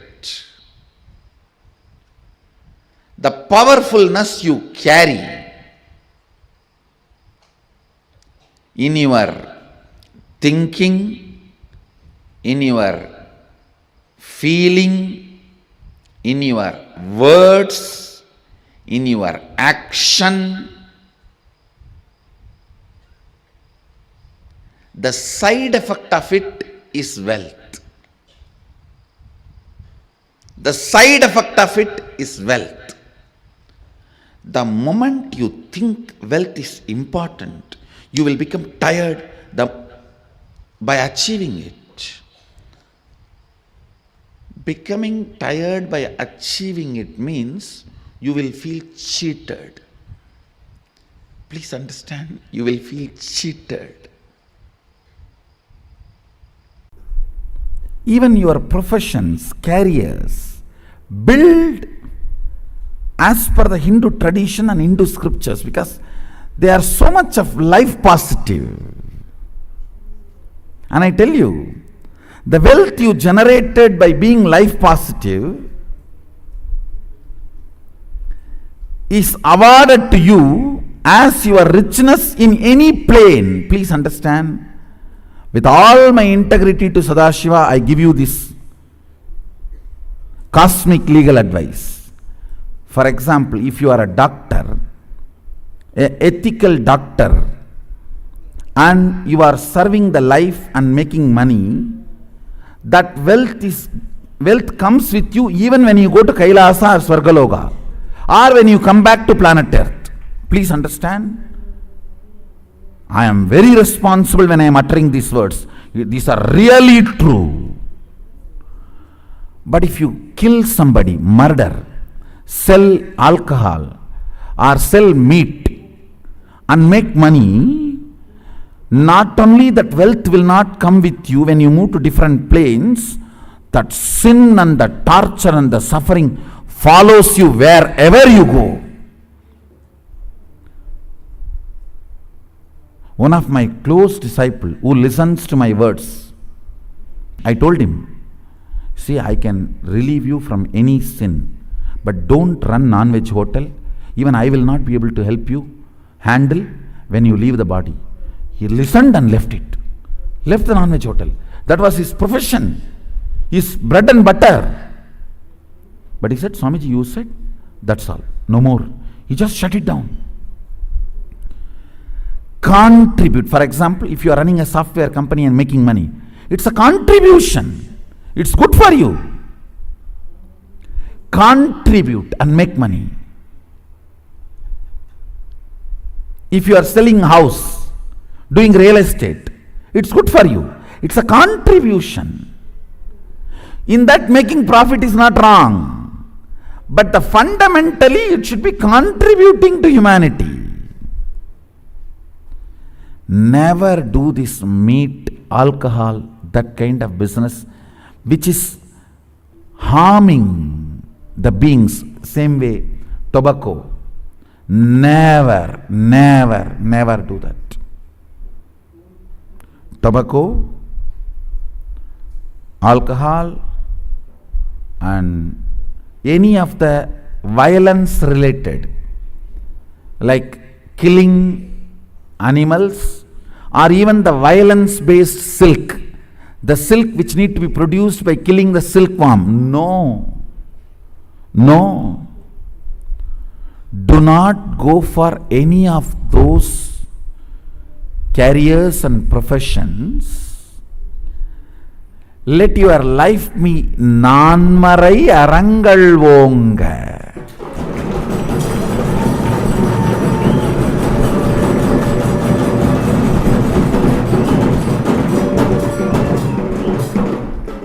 See, for example, when you are running a software company, you invest only $10,000, but you make $1 million, nothing wrong. That is not at all wrong. That's not at all. That wealth will come with you even when you move to a different plane or when you come back. Any wealth generated by contribution always comes with you. It is permanent. Never create a wealth based on violence. For example, you are a teacher. You teach good things, not bad things. Of course, if you are teaching to kill, that will not be a good money.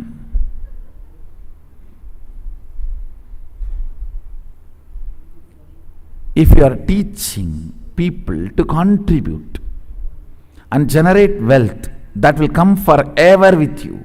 I did not generate wealth as force, I generated wealth as power.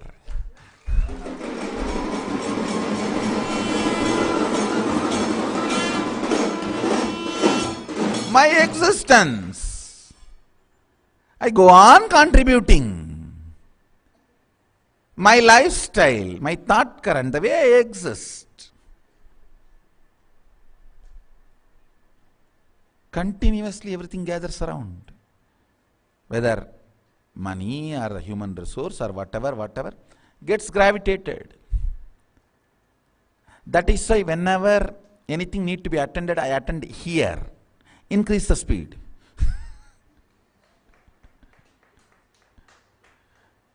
Increase the speed, more things gravitate.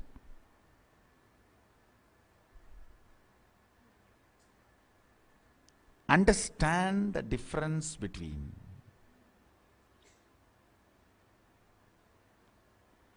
power and force. The first step we need to do, looking back, the gap between your desire and your cognitions. How you started perceiving wealth, money. How you started perceiving.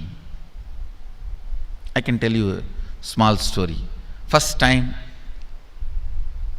how I was introduced to money and started interacting with money. I still remember my 3rd birthday. My father has given me a Ganesha who actually ate food. I was given that Ganesha as a gift and I was so curious and busy with playing with the deity. And then in Indian village we have a habit, all the family elders will give coins on the birthday as a gift to the kids. So I was sitting and playing with my Ganesha and all the family elders came. I am supposed to bow down to them. It's a tradition. So I touch their feet and they will give money. A lot of money got collected. Must be some 70-80 rupees. In those days it's a big money. And for a kid it's a too big money. And it was too much of coins and notes, so my father helped me to pack the whole thing in a hand key.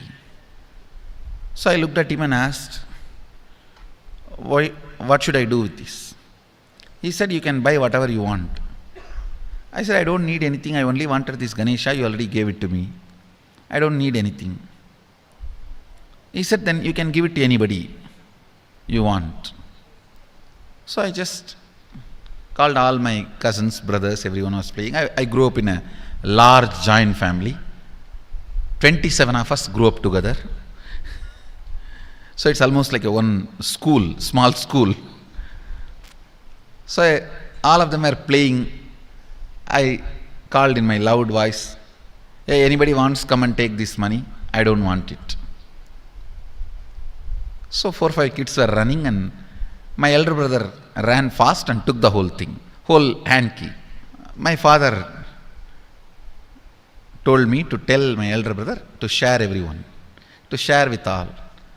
I said, I have decided I don't want. And I said, whoever wants, take it. So he took it. How can I interfere in this after that? It's up to him. I will not even interfere, giving any further instruction to how they should share or who should share and all that. I said I don't want. That's my first relationship with money. I still see very clearly that's the same relationship. Still I don't touch money. I don't handle. Never felt the need. Anyhow, I am not saying this should be your pattern or this should be your... I am just giving you an example how I started relating with. So now dig out how you started relating with money. That was actually my completion with money. I touched first time money only to give dana. Still I am doing the same thing. Still I touch money only to give dana. How you cognized money, wealth, what all your perceptions and beliefs and cognitions about money. Let's dig out. Let's get them out first. The moment you remember money, does it bring tremendous pain, suffering, impossibility, all that in you? What is the emotion or energy it invokes in you? First thing we need to do, identify the contradicting, conflicting and complicating desires. What all the desires you have which contradicts, conflicts, complicates. First, conflicting desire means having a desire which conflicts itself. In the one statement itself, you will create a conflict and wrong energy. I'll give you an example. Somebody has a headache. He goes on repeating, I want to get rid of headache. I want to get rid of headache. When you repeat this again and again, this statement itself will keep the headache alive.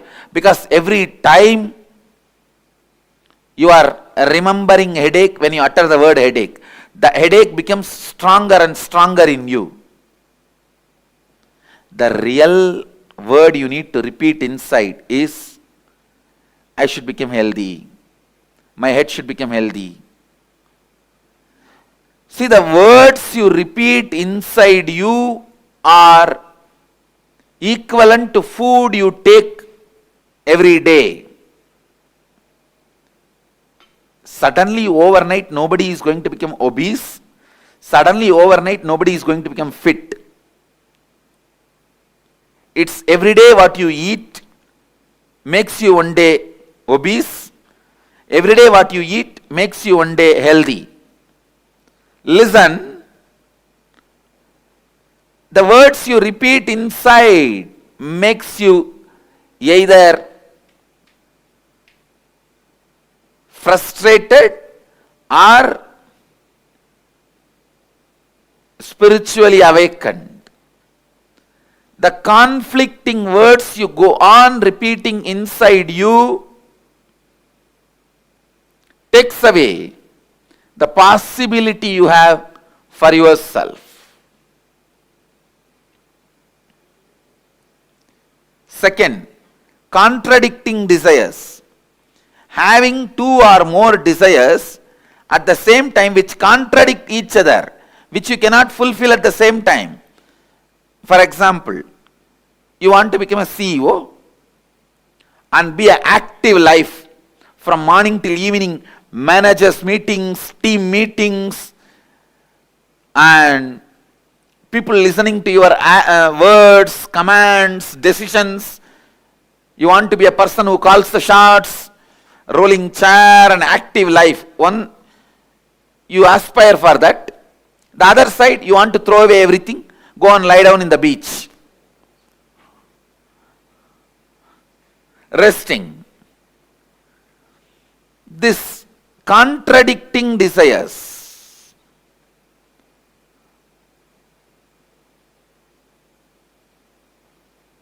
Same way, third, complicating desires means having a desire which gets complicated without direct understanding and right clarity. This is when you don't have intelligence to take the direct and straight steps to fulfill the desires. You go round and round and round. You want money, but you are working in the direction of having name and fame. You go round and round and round, fulfilling something else. It's like you want name and fame, but you are working in the direction of having money. I'll give you an example. You want to learn painting, but first you learn stitching and then drawing. Finally, by the time you learn painting, you have become too old. This complicating desires, understand that many times you want pleasure, but you get into painful lifestyle. It's like the joy you enjoy when you are romancing and dating. You want that permanently and you get married. That's it. I think this example everyone understands. If you are getting married for the sake of retaining the joy you experience while you are romancing and dating, That can be a very apt example of complicating desires. What you want is different and what you do is different. End up in complication. Now, please sit and dig out the contradicting desires, conflicting desires, and complicating desires you have. Cleansing the pranamaya kosha. And please start digging out these patterns and engrams.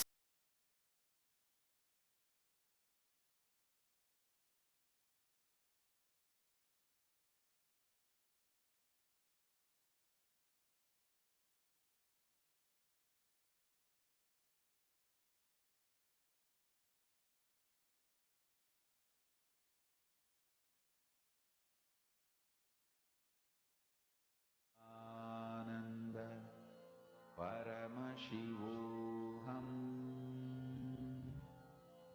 Om Nityananda Paramashivoham Om Nityananda Paramashivoham Om Nityananda Paramashivoham Om Nityananda Paramashivoham Om Nityananda Paramashivoham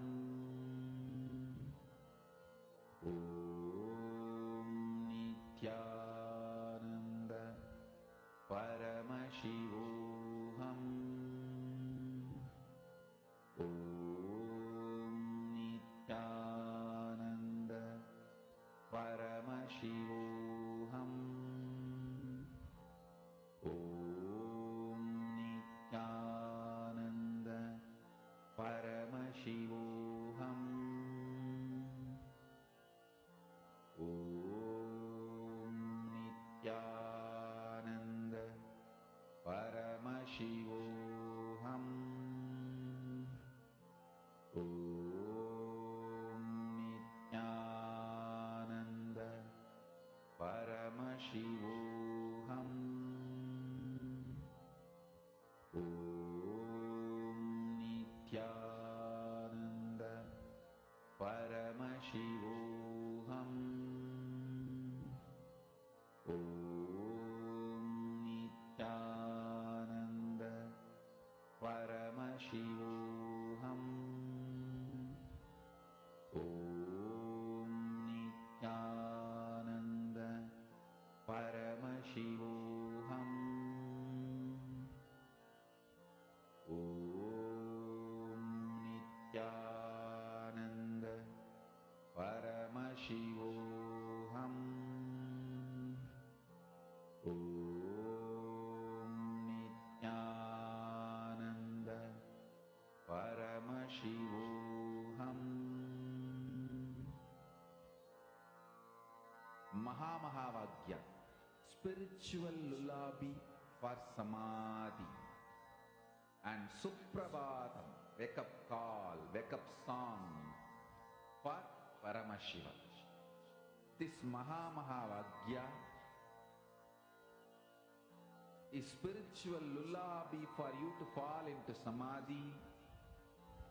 Suprabhatam, wake up song for Paramashiva to wake up in you. Just remember this one powerful cognition. This Mahamahavagya puts me in Samadhi. This is spiritual lullaby for Samadhi, and Suprabhatam, wake up song for Paramashiva in me. For Paramashiva to manifest. With this one spiritual powerful cognition, chant this Mahavagya.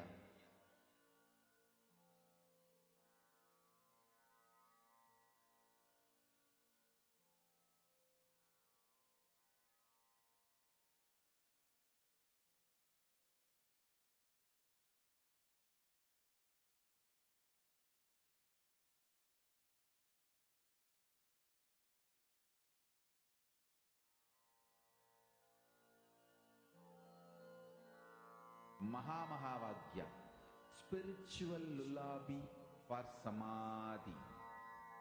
And Suprabhatam, wake up call, wake up song for Paramashiva.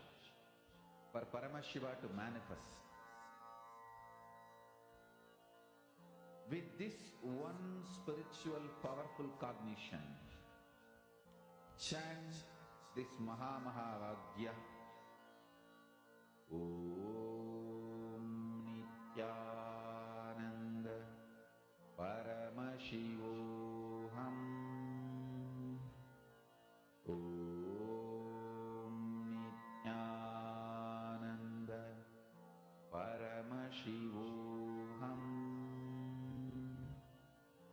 Om Nityananda Paramashivoham.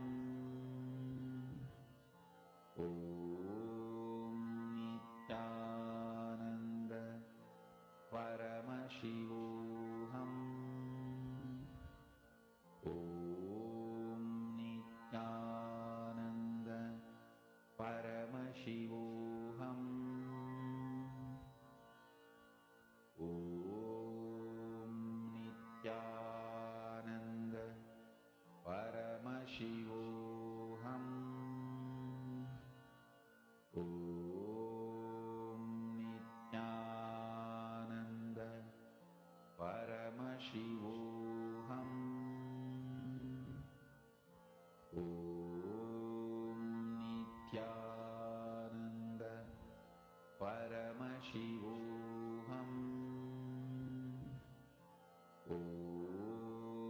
Nityananda Paramashivoham. Om Nityananda Paramashivoham. Om Nityananda Paramashivoham. Om Nityananda Paramashivoham. Om Nityananda Paramashivoham. Om Nityananda Paramashivoham. Yes. Nityanandam to all the participants, to all the viewers once again. Nityanandam to all of you. That was a very beautiful session which Swamiji spoke on health as per Hinduism. Well, I know because all participants suppose I see several participants joining for the program. Nityanandam to all of you. Yes, Ma Sumati, Shanmuganathan, Ma Iqbal Banu, Ma Chunyu, Ma Anupama, Ma Tanja, Ma Forum. Yes, Nityanandam to all of you. So now because all participants now. That was a very beautiful session Swamiji revealed on the truths of what is health as per Hinduism. Wealth is nothing but the currency note which we are having. Wealth is not just limited to that. Wealth is much more than that. Our Hinduism, as Swamiji says very beautifully, that health, what exactly is health? Wealth, Swamiji is saying, knowing the knack of how you have to be useful to society and enrich it. That is wealth. Understand?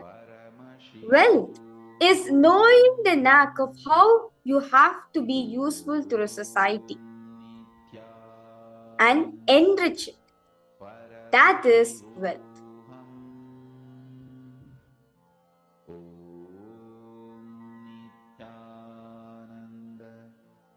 I request all participants to post if you have any further questions or anything.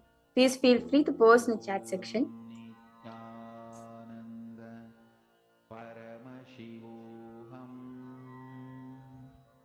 So,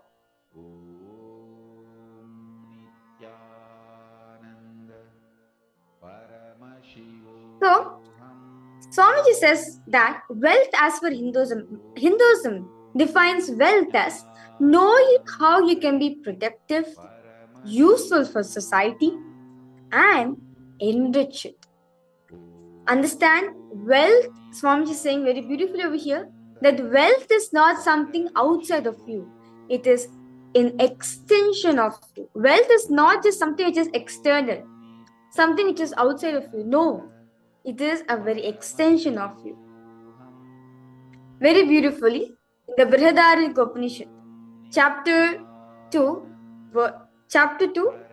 verse 4.5 says, the translation goes, not for the sake of wealth, my dear, is wealth love, but it is love for the sake of the self. That is wealth.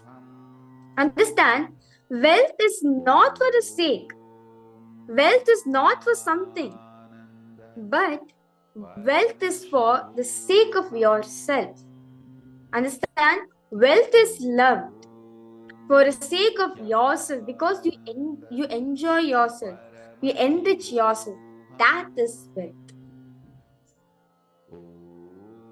So I have a quick questions for all the participants who's watching us live right now. Mahabharat Jnana Swarupini, Ma Forum, Ma Sumati, yes, Matanja Gebiya. Okay, I see several participants have joined. Yes, I see Ma Ramana Devi Keshipati also has joined. Nityananda Ma. So I request all participants now. How many of you want to experience wealth in your life?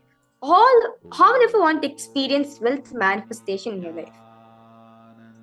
I'm pretty sure all of you want to experience it. Now, what do we need to understand? That wealth is not something which is external. No, it is actually a part of. Very beautiful. To manifest wealth in our life, Swami has given a very beautiful technique. So, I request all participants now, let us sit with ourselves. As Swamiji says, we are the co-creator of our life. We manifest any realities in our life. If anything is happening, occurring in our life due to our manifestations, due to our intention. So I request all participants now to have a paper and pen with you. Let's spend time with ourselves. Write down, just write whatever comes to your mind about money. It can be anything. Keep on writing. This very beautiful exercise will actually help you to identify your thoughts and conversations and conversations about the basic root thought about money. Do you think how it runs your relationship with money? For example, Swamiji just gave me. Is it difficult to make money? Only you are blessed with it. I'm not sure how invest siblings will take care of me when I'm old. Why I make so much of money? I'm pretty sure all the participants, all of you will be wondering this, like all of you will be having this constant seeking, constant questions, which is inside ourselves. Participants now, spend time, look into yourself and ask yourself, what is it, the basic cognition? What is the basic thing that I carry about money? What is the thought current which I am about money?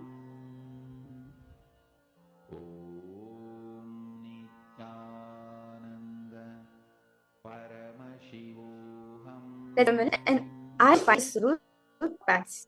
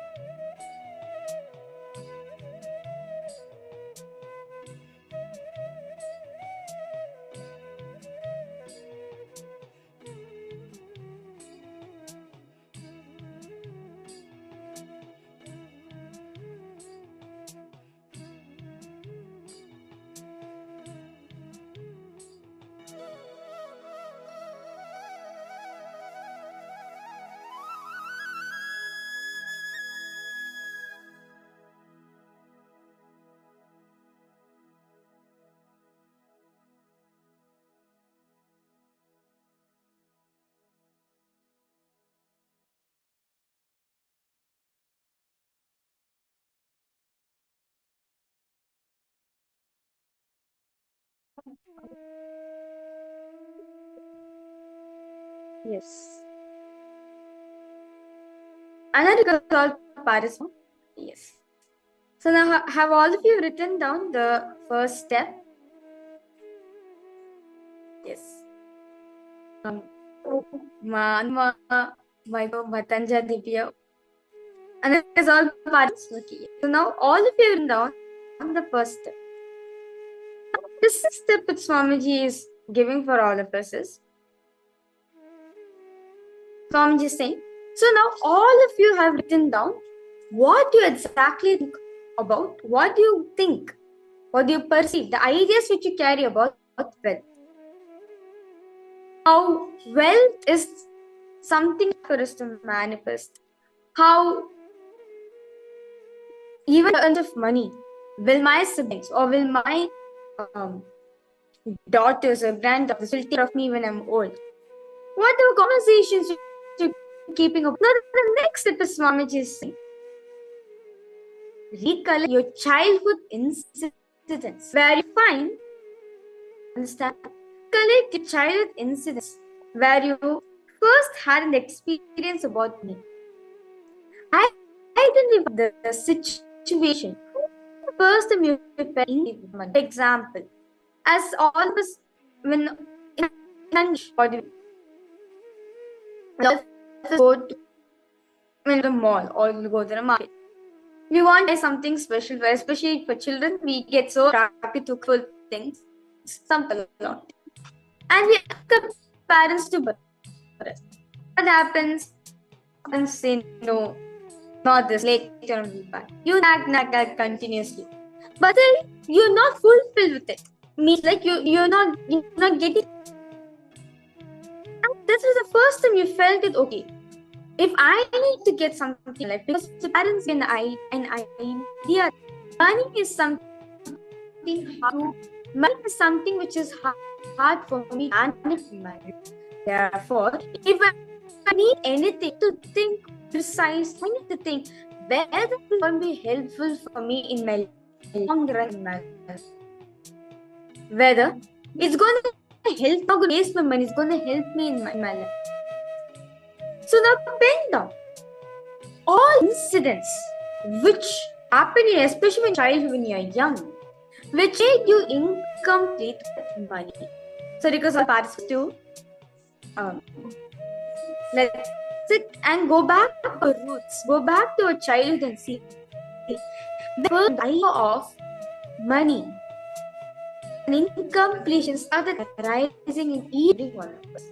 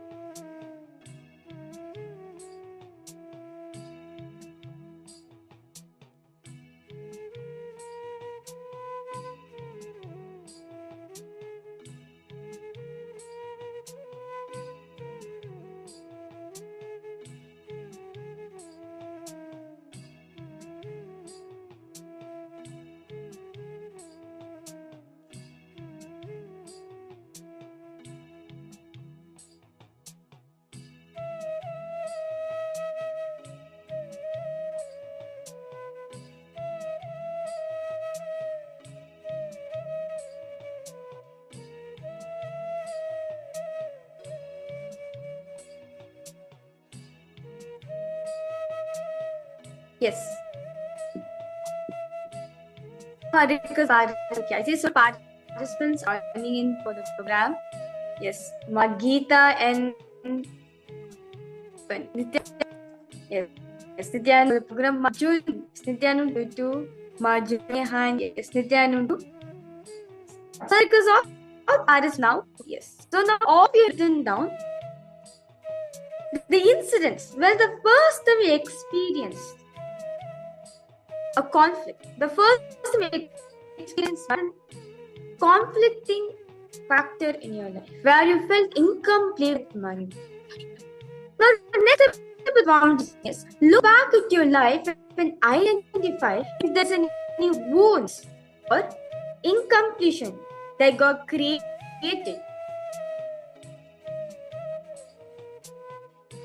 I request all participants now understand. And now look at your life and identify if there are any wounds or incompletions that got created in your relationship with yourself or others because of money. You may want to help people. You may want to help your friend. But because you have enough money, you do not help. So you feel guilty about it. That is an incompletion which cost between you and others because of money. So the request all participants now describe vividly how the relationship broke and impacted has happened on you and on others. So all participants understanding this. See. Now, understand now all of us have figured out the incompletions in our life, how wealth has been manifested, how wealth is actually an incompletion in our life. Now see how this incompletion is it still incompletion in you? Is it still a wound in your life? Many times in our life when we're not able to manifest wealth. For example, you're not able to manifest anything in your life. Immediately what happens? We feel a deep insecurity within ourselves.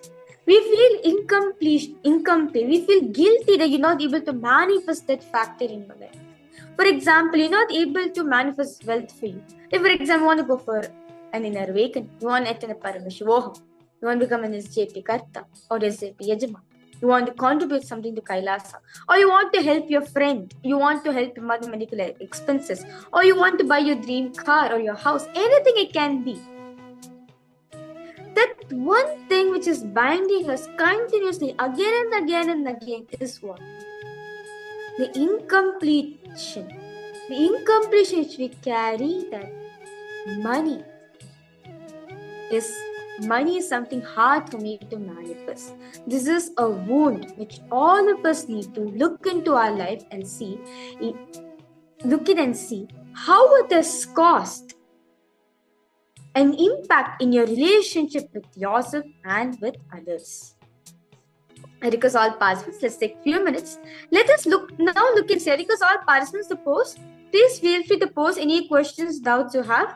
Please feel free to post in the chat section. Yes, Ma Mahabhairajnana Surupini, Ma Ramana Devi Keshapati, Ma Tanja Gibya, Ma Chunyu. I request all participants to post. If you have any questions, any doubts you have, please feel free to post in the chat section. So now, I request all participants, all of you have identified the incidents in your life. Now look in and see how this incident, understand? I request all participants now look in and see how the incompletions which you carried about money, about wealth, has caused a wound, has caused an impact in yourself and your relationship with others.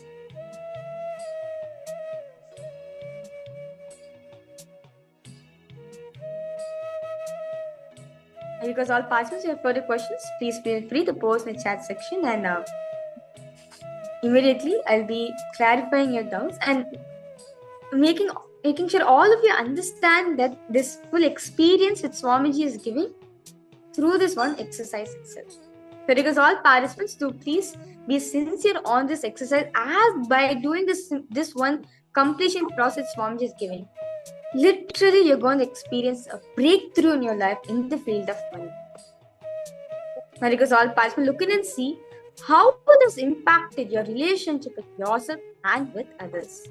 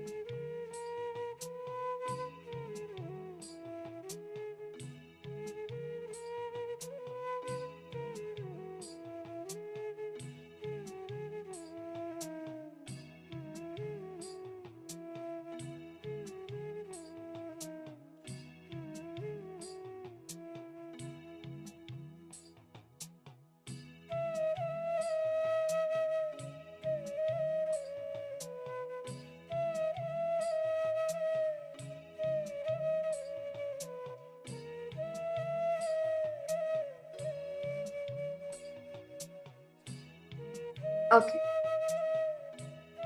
Yes. I now request all participants. Okay, I see some of the participants. Ma Win, May, Wei, Ma Shreya Gupta, Ma Sangeeta, Nityanandam to all of you. Ma Jnana Pradayani, Ma Yogananda Rupni, Ma Ratna Prabha, yes, Ma Margarita, Nityanand to all of you. So now I request all participants. You can post how money, this incompletion which you carry about wealth, how this impacted in your relationship with yourself and others. Now, all of you would have come to an understanding that wealth is like almost like a binding factor in our life. Literally one of the forefront decision making. parameters which you need to think. Am I ready for it or not?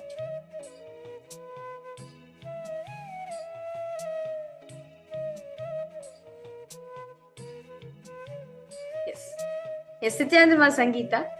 So now it is all participants. So now all of us understood that wealth, now this incompletion which you carry about wealth, how even when we become big, even when we start generating wealth for your own self, still this has remained as an incompletion on you, because it has left an impact in each and every one of us. That is why we are not able to manifest wealth in our life, because we feel that wealth is something is hard for me. The effect which has been put on each and every one of us from the incident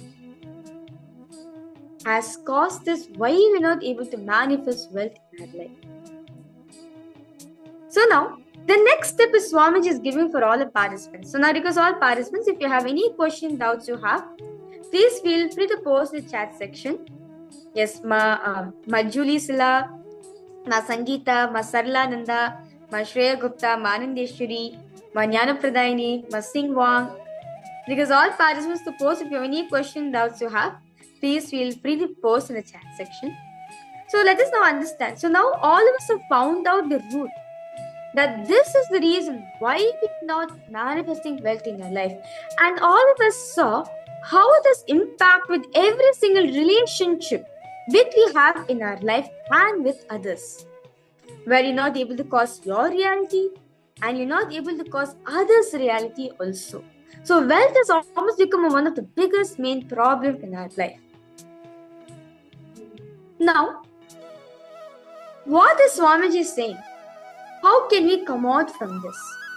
The next step Swamiji is giving for all the participants is write down all the incidents that you remember in your life that you left incomplete with regards to money, whether it is earning or spending or saving. For example, when you started earning money in your life, or let's say, even when you started working, started generating wealth for yourself, you're not able to manifest money.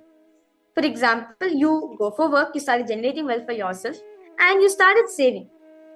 But even for that savings also, it's not enough for you. It's not enough for you to manifest what you want. It's not letting you to fulfill all the desires which you have in your life. Or you're not able to earn much, even though you work hard. Like you work more than your colleagues, more than your employees in the office, but still you're not able to earn as much as you want. Paint down all the incidents, incompletions, which you still carry within yours, which you remember. Swamiji says very beautifully, anything which is incomplete, anything which is an hangover, we still remember it in our life. Now write down all the incompletions which you have regarding with money on saving, whether it is saving the money or spending the money or earning the money. Many of us have this incompletion. If I spend too much, my money goes. If I spend too much, my wealth goes. So that's why I need to micromanage what I'm spending. There's always a hangover within ourselves that, oh, I need to spend so much. If I need to save some, I need to be in the budget. Only within this budget only I can spend. If I go more than that, that's all. I'm going to face these consequences. Pin down all the incompletions which you have related with money, especially with regards to earning, saving, or spending the money in your life.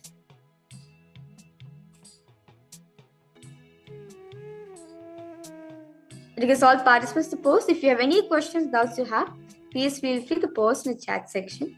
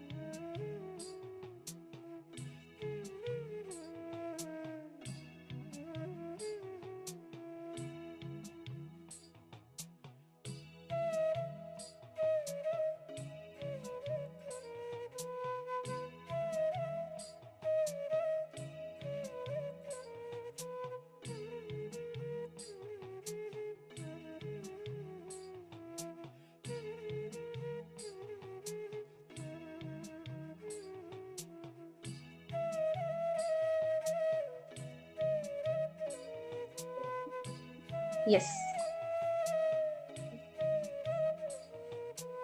Yes. And I request all participants to post. Okay. Now, all the participants, now all of you have figured out. Now all of you have understood that even when you want to spend money, or when you want to earn money, or you want to save money, that incompletion which you carry about wealth is still there in each and every one of us. So now what we need to do as a solution? They understand, because of so much of hangover which you have in the past, because of the past experiences, understand, past is not something bad. Yes, having memories is good, but you should not let it to influence that in your life.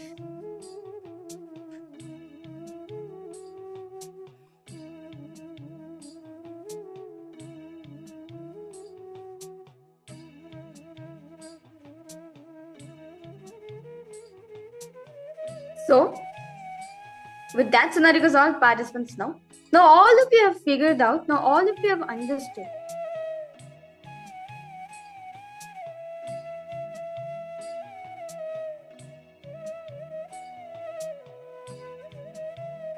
Now all of you have found out the root pattern. All of us have identified the root pattern which we have about money. That the one hangover which we carry from the past, from the childhood is only, it's why we are not able to manifest wealth in our life. So because all participants now, with that beautiful understanding, so now all of you have completed. So now what's the next step Swamiji is giving? Just complete decide that I am now going to let the two hangover in my life. I'm not going to let what happened in my childhood to impact it in my life. I'm not going to let it come in my way, come and impact my relationship with others and with myself. So with that beautiful understanding, I request all participants to post. If you have any questions, any doubts you have, please feel free to post. Ma Iqbal Banu, Ma Chunyu, Ma Forum, Ma Shreya Gupta, Ma Yogananda Rupini, Ma Ratnaprabha, Ma Sangeeta. I request all participants to post. If you have any questions, doubts you have, please feel free to post in the chat section. So now we'll be entering into the power manifestation session. So in this run, all the participants, all of you manifesting the power of Mahima, where you're going to be increasing height of a living thing. You can be increasing height from the plant, or you can be increasing height for yourself, whatever you prefer, but you're going to be increasing a height of a living thing, of a living object. So because all participants now, you can measure yourself. And because all of you now to go to the wall and measure your height. Or if you have a plant also, you can measure the height of a plant and take a picture of the measurements with the plant.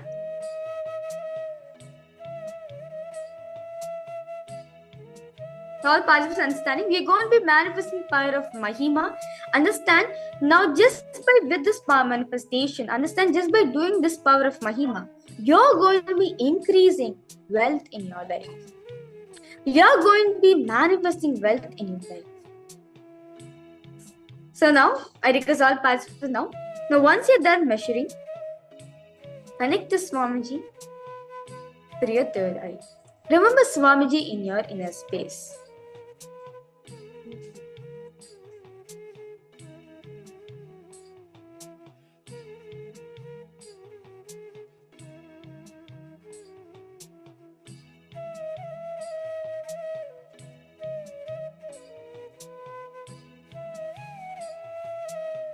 In that space, I request all participants now.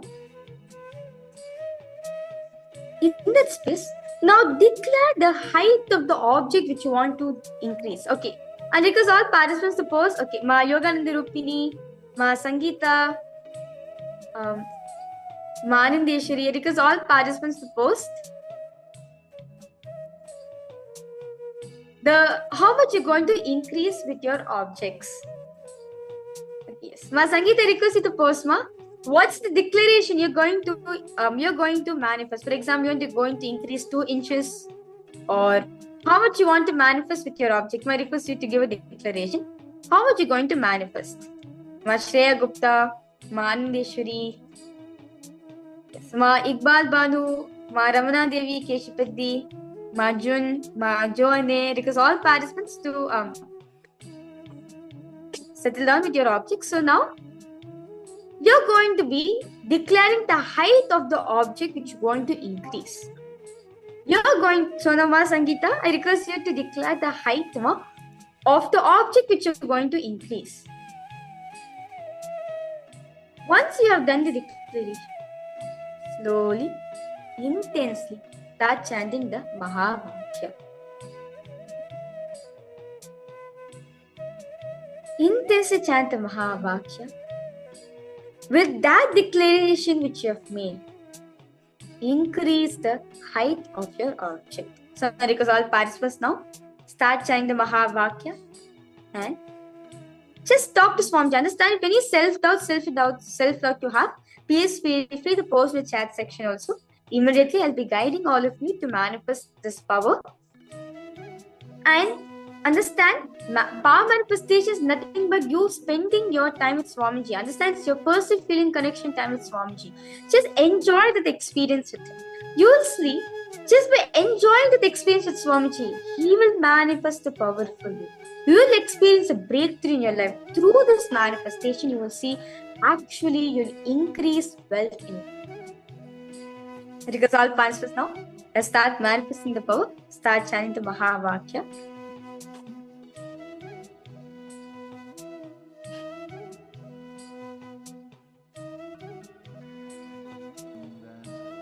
Paramashivoham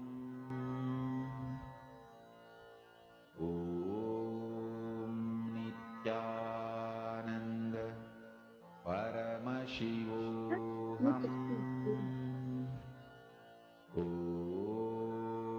Nityananda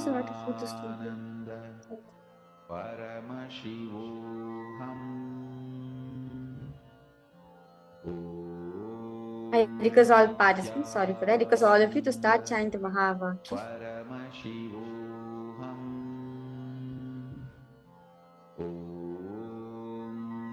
Nityananda Paramashivoham Nityananda Paramashivoham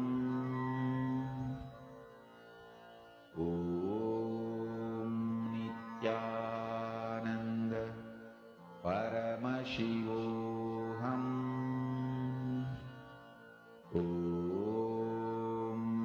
Nityananda Paramashivoham Nityananda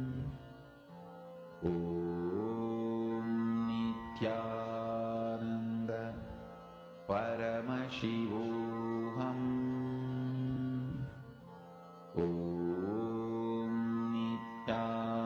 Nityananda Paramashivoham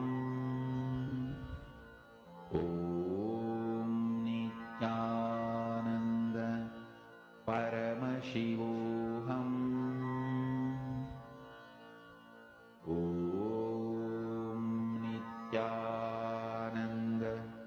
Paramashivoham Nityananda Paramashivoham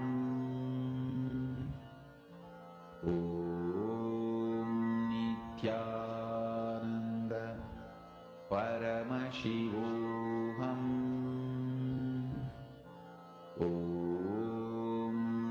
Nityananda Paramashivoham Nityananda Paramashivoham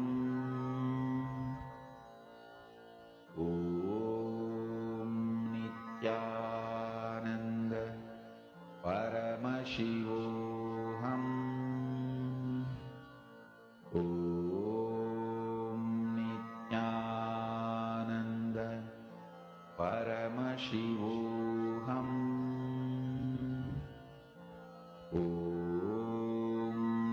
Nityananda Paramashivoham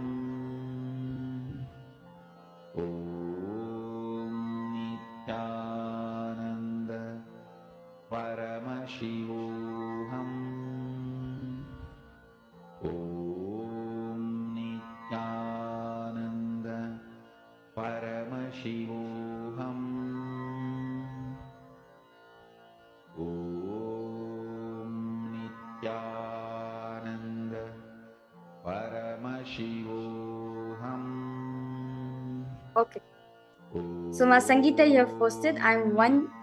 Okay, you're going to increase 1 inch height on yourself. That's wonderful. Okay, Ma Shreya Gupta, you have posted, you're going to increase 1 inch. Oh, that's wonderful. So, now it is all participants now. Okay, yes. Ma Shreya Gupta, Ma Sangeeta. Now, what you do? Chant the Mahavakya, connect to Swamiji. Just enjoy that space with Swamiji. You'll see, you'll increase your height. You'll see the manifestation will happen for all of you. Om Nityananda Paramashivoham Om Nityananda Paramashivoham Om Nityananda Paramashivoham Om Nityananda Paramashivoham Om Nityananda Paramashivoham Om Nityananda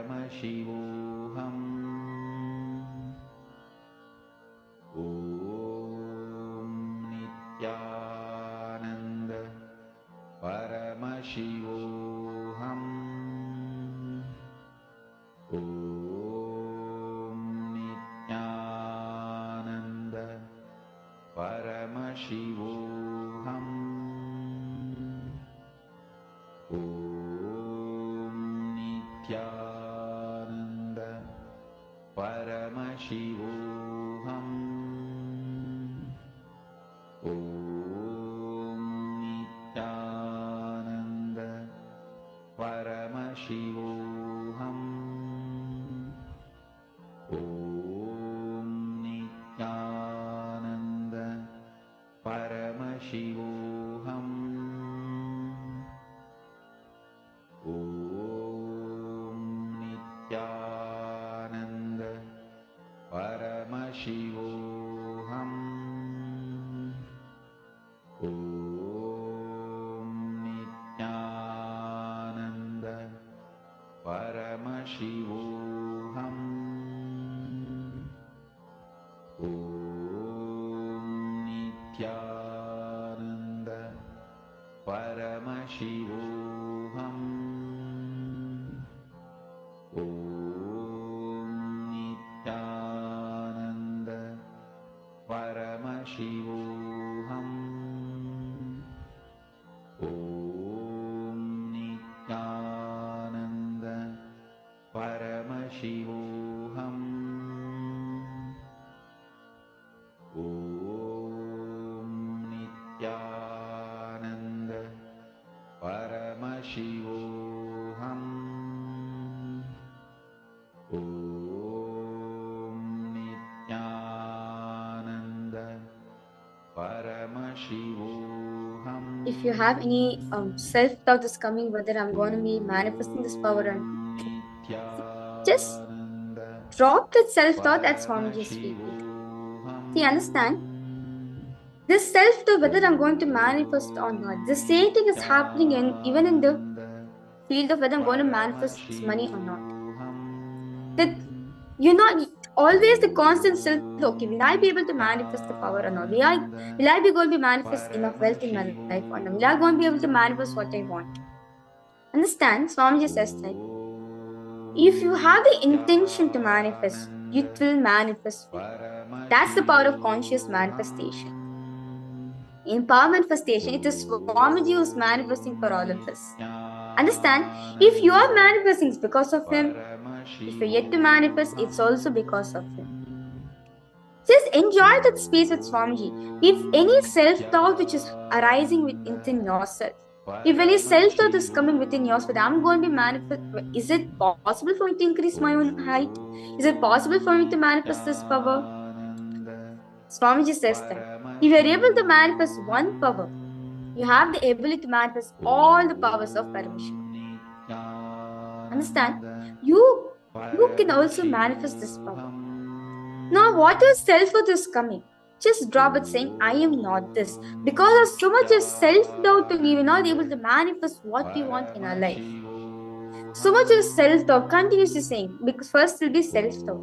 Self-doubt will come into self-hatred. Self-hatred will at the end lead up to self-denial. What is self-doubt which is arising in all of us? Just drop it at Swamiji's feet. Just cognize that I am Paramashiva, I am Swamiji. If he can manifest, that means I can also manifest it. So now request all participants now to slowly open your eyes and post. I request all participants now slowly open your eyes and start measuring.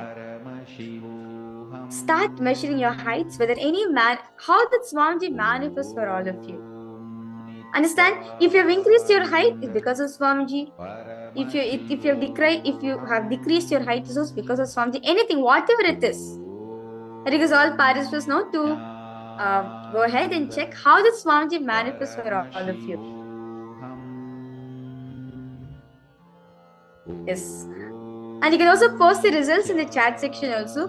Yes, Ma Sangeeta, Ma Julie Silla, Ma Ratna Prabha, Ma Yogananda Rupni, Ma Shreya Gupta, Ma Jnana Pradayini, because all participants are attending the Paramashivoham program, and for all the viewers who's watching us live on YouTube and various other social media platforms, because all of you now to start measuring your heights. Start seeing how did Swamiji manifest for you in your life. How did Swamiji manifest this power for all of you in this round?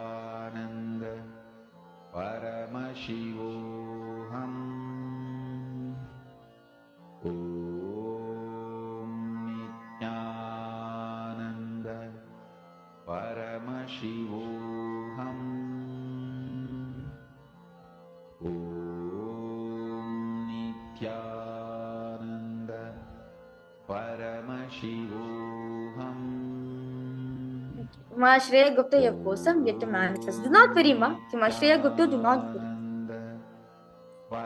Okay, you're saying that, okay, you're still yet to manifest. Okay, do not worry, Ma. Just continue to hold that space you are going to manifest. Do not let any self-doubt to come over you. See what happens, self-doubt happens within ourselves.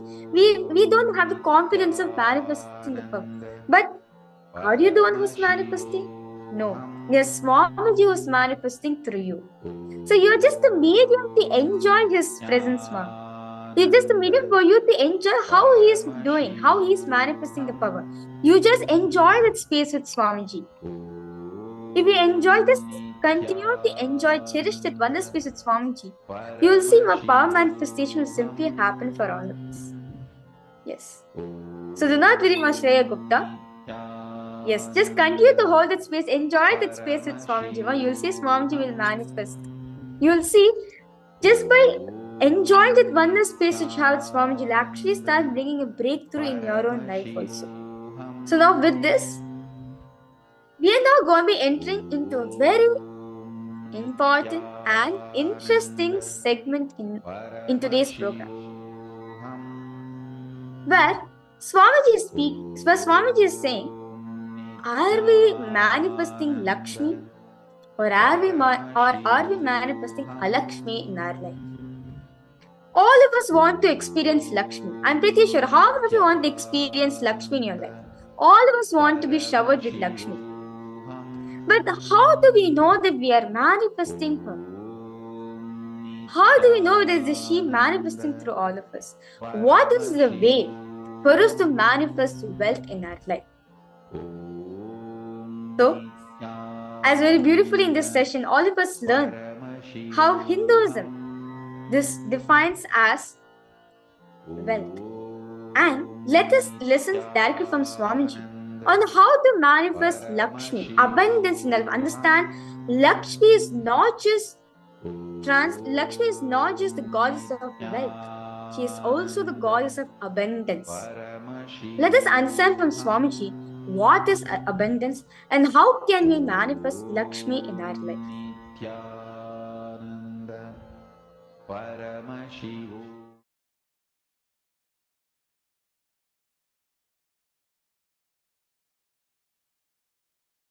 I welcome all of you with my love and respects.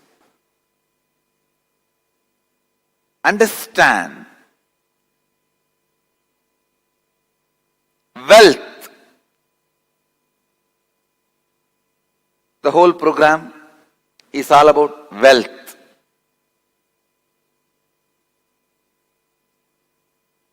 Wealth is literally expression of you. Please understand.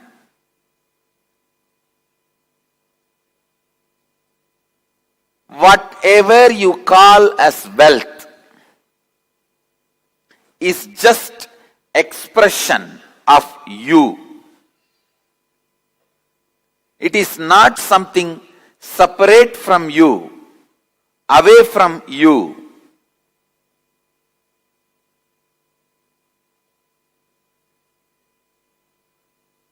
Wealth, money, richness. You can use various words. What it is after all? Having the ability to have multiple choices, freedom to live the way you want,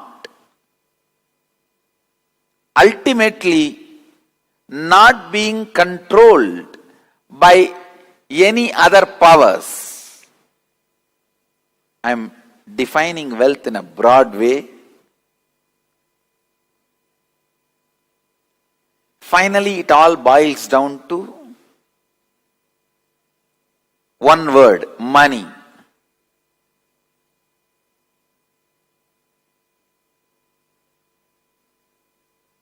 Intelligence to accumulate, intelligence to keep, intelligence to maintain, intelligence to distribute, intelligence to spend, intelligence to invest. The moment I utter the word money or wealth, there is so much of complication inside everyone. I can see very clearly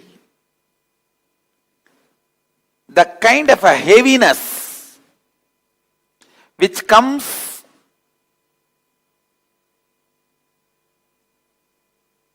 with the deep memories of powerlessness, not having enough, or not able to take the responsibility to have, are not able to take the responsibility to multiply, not able to take the responsibility to handle, not able to take the responsibility to invest, sometimes not able to take the responsibility to spend.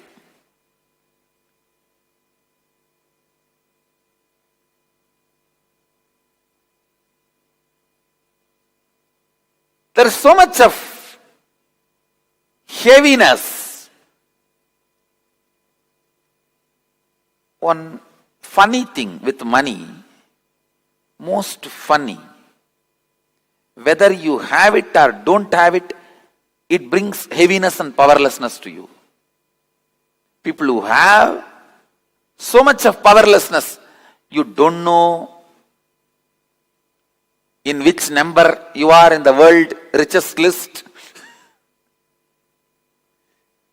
You don't know how to maintain the status and standard. You don't know how to preserve and protect.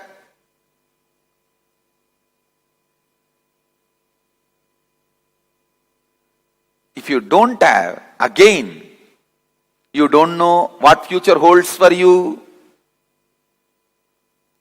Whether you have it or not, you feel so much powerlessness about it. Understand? With powerlessness, incompletions inside, even if you have, you will not be enjoying it. You will not know how to hold it and enjoy it. If you are complete about it, if you carry a deep powerfulness inside, then you know how to accumulate, how to celebrate, how to share everything so beautifully. Wealth will always add powerfulness to you. One of the most paradoxical things we have in our life, we wake up in the morning so tired, go back to bed so fresh.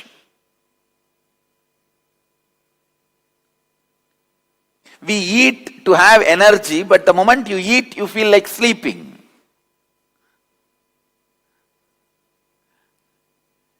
You think money will bring freedom to you, but after you are accumulated, suddenly you are bound by so many rules. No, really, I am telling you, I have seen the extreme self-adopted poverty, where I don't even know where my next meal is going to be, where I don't have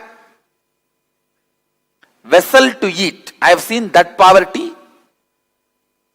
And now I am seeing this whole organization. Now all of you understand this one point. I have seen the extreme poverty and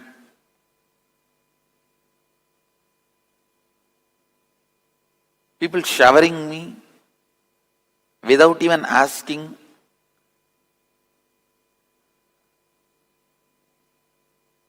And I don't even know in how many places they are showering on my murti, on my deities. I have seen both extreme.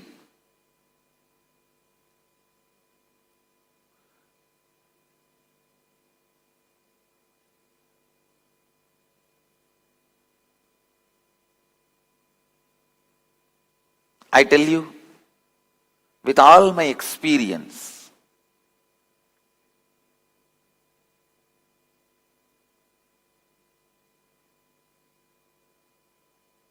completion with wealth,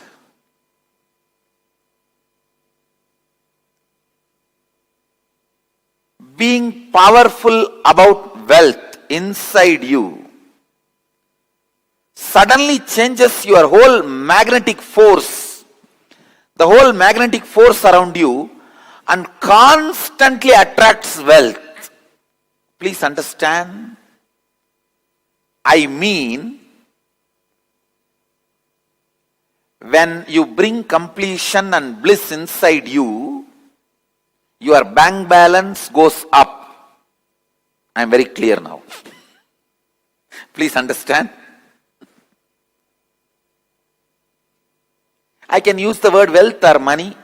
You can take it as a word, both means same. Because if I philosophically expand on wealth, freedom to have choices and power to change choices and ability to manifest the life you choose. This is what I will call as wealth. It boils down finally and for all practical purposes as money. It boils down there. So understand,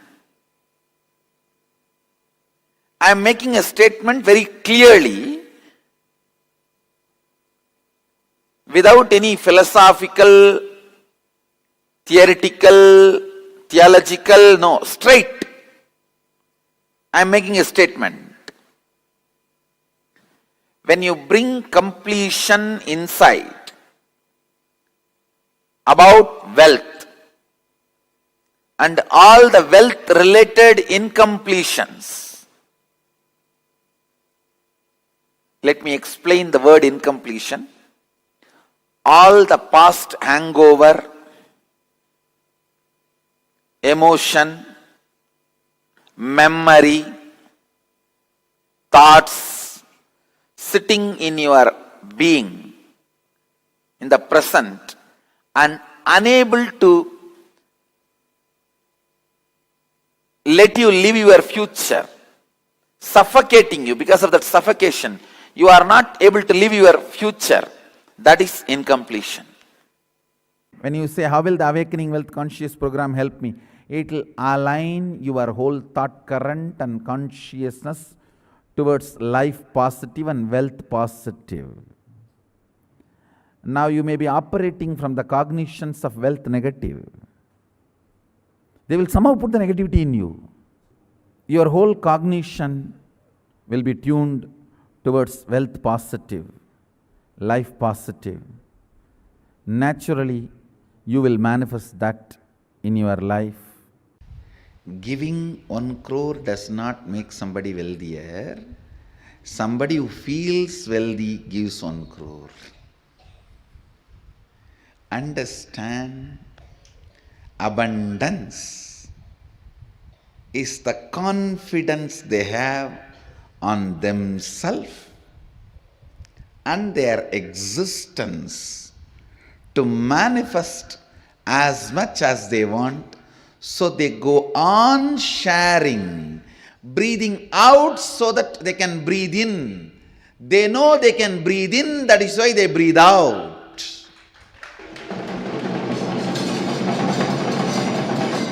If you are doubting, will I be able to breathe in and hold the breath inside, you will be dead. They breathe out because they know they can breathe in. They share because they know they can generate. They share because they know they can create. They share because they know they can manifest. Understand? Giving 1 crore does not make you wealthier. Person who feels wealthier gives 1 crore.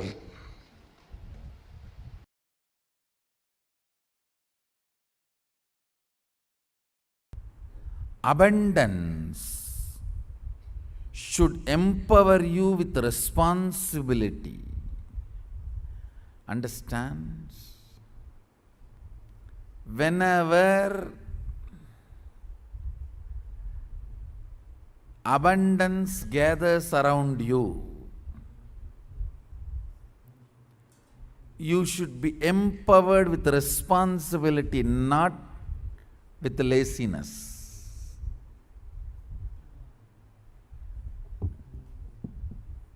The moment wealth gathers around you and you become lazy, it is a curse on you. It is not Sridevi, it is Mudevi. Understand? Only if you are empowered with more responsibility and action, alive, contributing, it is Sridevi. Understand? Before this wealth comes in your life, how active and involved and enriching you were, how many decisions per day you were making, how many people you were reaching out, how you were contributing to people, how you were enriching, what was your physical activities and strength, energy, the mental stamina, and the will persistence, after that wealth is added to your life, after that wealth abundance enters in your life, if all this grows, means number of hours you are awake, alive, making decisions, actively participating with the goal of enriching the life, and number of hours, the quality and quantity both, you are involved passionately with the life and enriching. All this, if it increases, only then wealth is Sri Devi. The moment wealth came, you dumped it into the bank and you got a very beautiful big cot and bed and a AC room, cottage, and prepared the life of retirement. Then it is not Sri Devi which came to you, it is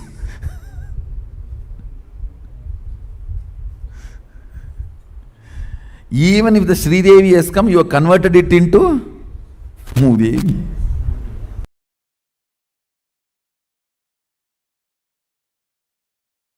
I'll expand on physics of fortune, chemistry of fortune, biology of fortune. Listen. Physics of fortune, chemistry of fortune, biology of fortune. So you can attract fortune.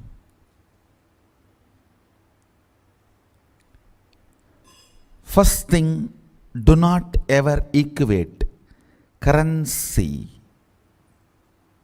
to your fortune. We should be very clear, currency is not equivalent to your fortune. Understand fortune in real sense. Then you can really see where you are and you can really understand where you want to be. Please understand. Understand? If you individually feel possessive about a land, it looks like something is not right.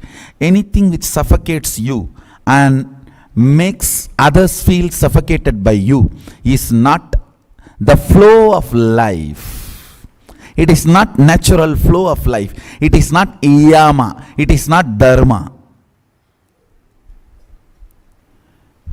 When an individual feels, I think it's not what I am doing, this possessiveness is not right. If he tries to evolve, he would have had a conscious breakthrough. But this idea of inheriting,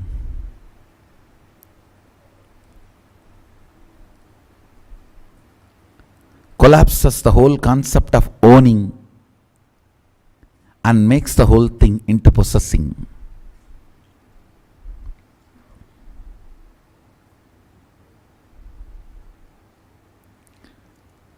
First thing,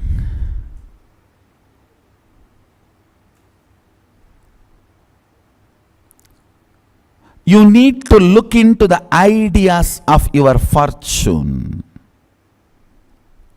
I am not saying don't own currency. All I am trying to tell you, if you believe currency is equivalent to your fortune, you are such a stupid fellow. Maybe you are worthy of currency, but not fortune. Stupid are those who are worthy of currency, not fortune.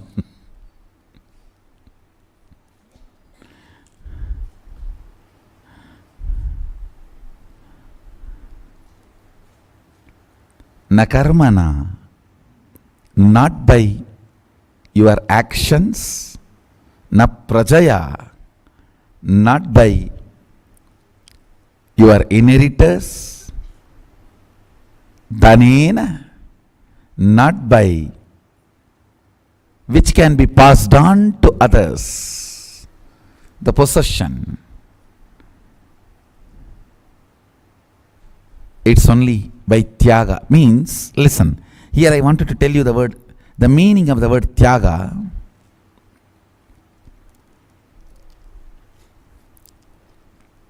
Ability to retain your determination in spite of all the complexities and complications. A collective mind tries to put you to bind yourself and break you down. Is tyaga.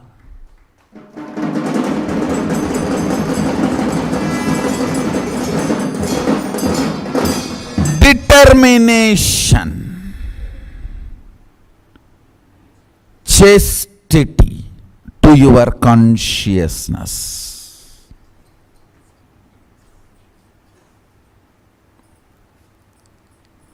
What you feel as you in your source should go on be expanding.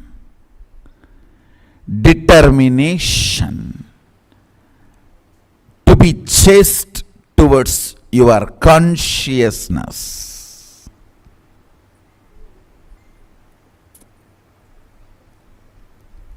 And ability to stand strong with that determination is tyaga. Understand?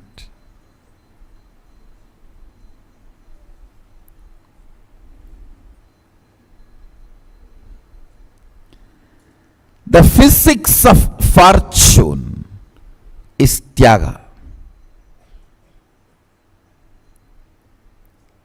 I tell you. The depth you are able to exhale, you will infuse more life into you. Your ability to infuse life into you is not your ability to inhale, your ability to exhale.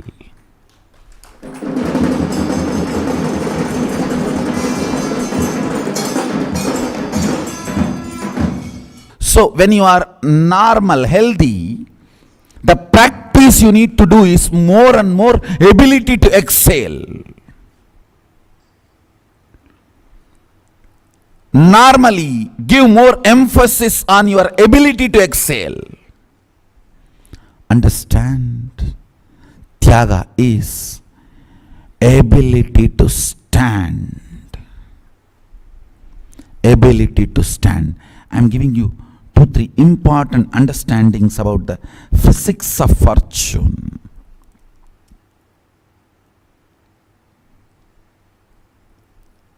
Understand this, you will really attract fortune.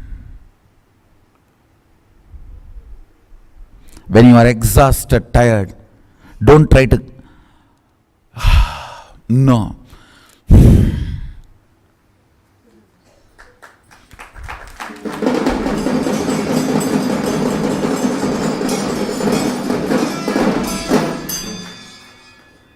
Listen, I'm telling you, least fortunate person, reasonably fortunate person, most fortunate person, if I put them and see what is the difference between physics of this person and this person, nothing but each one's ability for tyaga.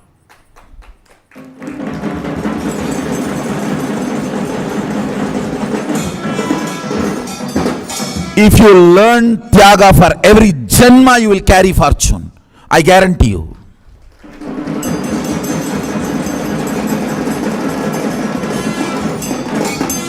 This statement I am making, if you learn tyaga, you will carry fortune for all janmas, not just as a teacher of this attracting fortune class as Mahasadashiva.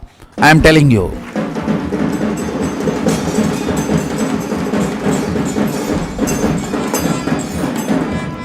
It's a reality of the cosmos I am revealing to you.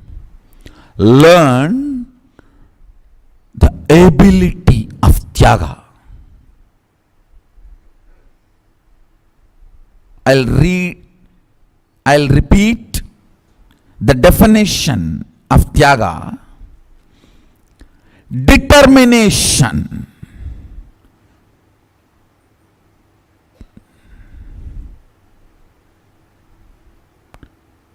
To stand with integrity to your conscious decisions and conscious conclusions.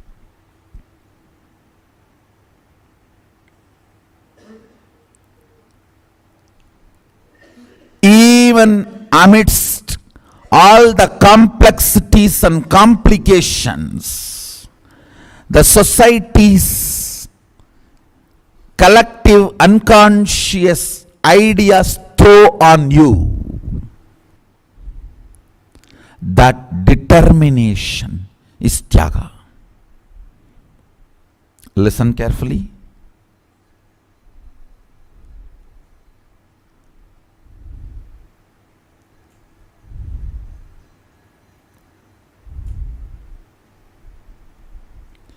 Everyone who lives around you throws their unconscious influence on you. If you don't throw your conscious determination on them, they will be throwing their unconscious influence on you. What about you? Even on me, people try to throw. No, really.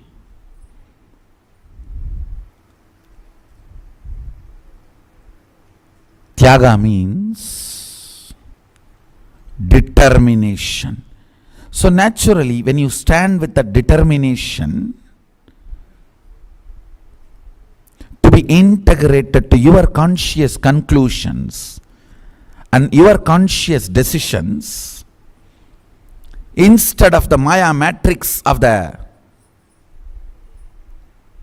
so-called society, they will threaten to take away many things from you.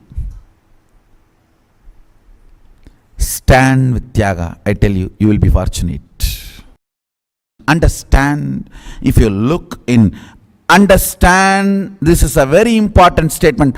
All your hopes and failures and success about your fortune, wealth is silly conversation with you. You are repeating the same stupid, illogical, anxiety attack ideas every day. Understand, look in. Your idea, hope about the fortune and collapsing about the fortune, and again gaining the hope about the fortune, and ideas which gives you the hope about the fortune and failure about the fortune, the ups and downs of your fortune. Please understand, up and down of the ideas of your fortune circle is as same as village street fight.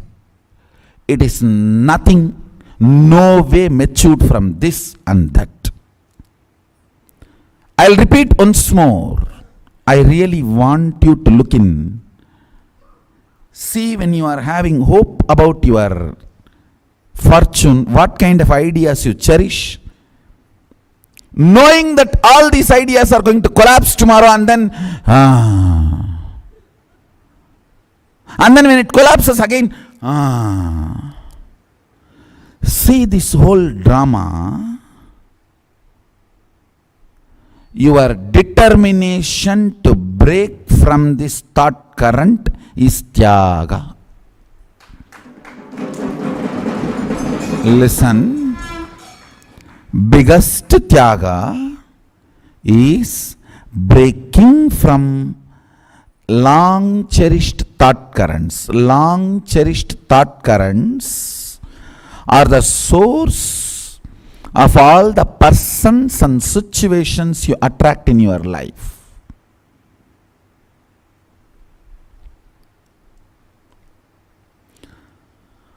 The problem is you always try to cut the thorns of a bush, but you never wanted to touch the root because you almost feel like missing the roots if they are not there. Roots are nurtured by you, but only the thorns you don't want. Root of the thorns, you say, no, that is me.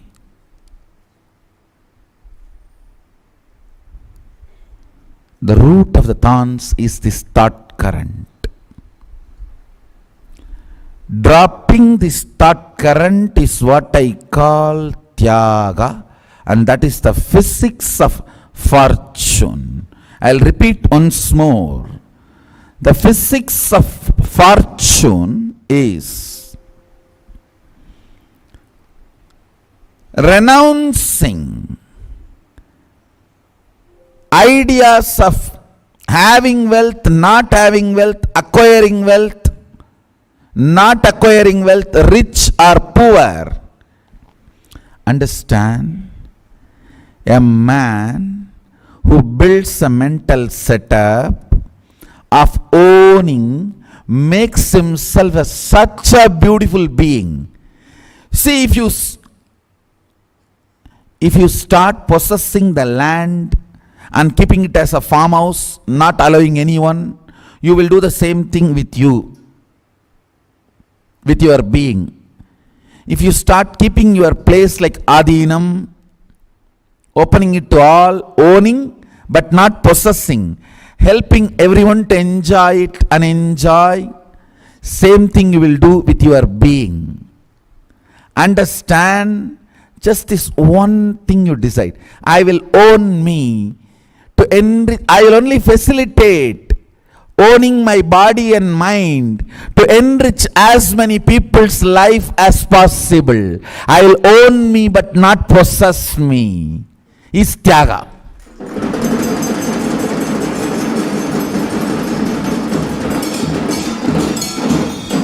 And I tell you, wealth will just be following your feet. Wealth presses the feet of a fellow who just lies down in the snake all that time.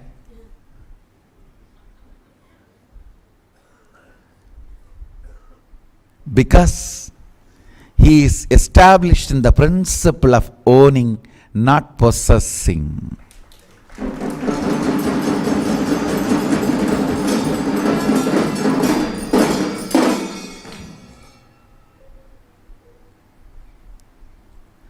Your being, the ideas you carry, the knowledge you carry, the life you carry,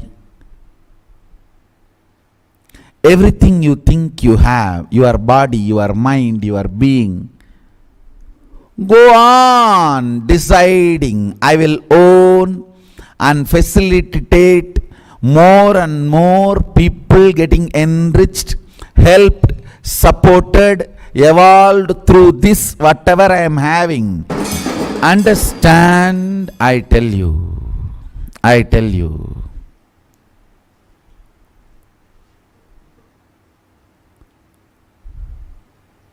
If you worked out of possessiveness, even if you created great things, Kalabhairavaa will destroy it just like that.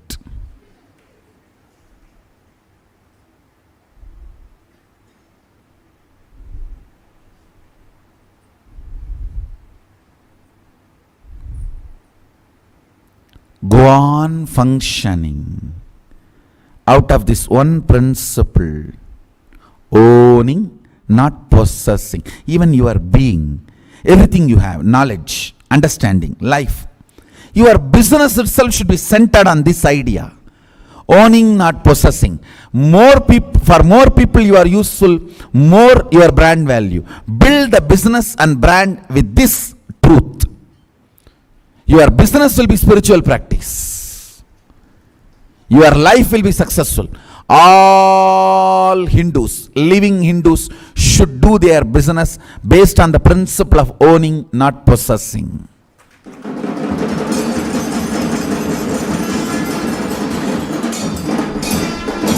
And I tell you, man who understands this one concept, owning, not possessing, lives forever happily. Long life, because possessing releases intense adrenaline, owning makes intense dopamine release. It is simple chemistry. Owning and sharing, intense dopamine release. Possessing and insecurity, intense adrenaline release. More adrenaline, quicker you age and die quicker. More dopamine, more anti-aging and live longer.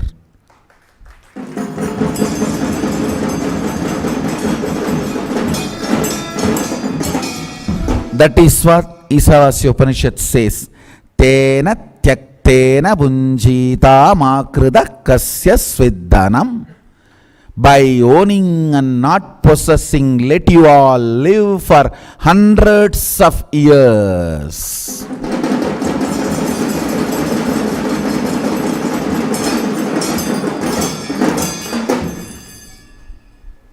By owning and not possessing, let us all live for hundreds of years.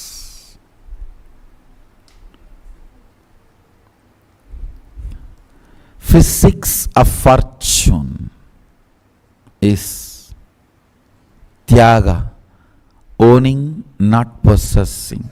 The knowledge you have, own only to facilitate for more and more people. Chemistry of fortune. What kind of a chemistry you need to be in to attract fortune? Listen.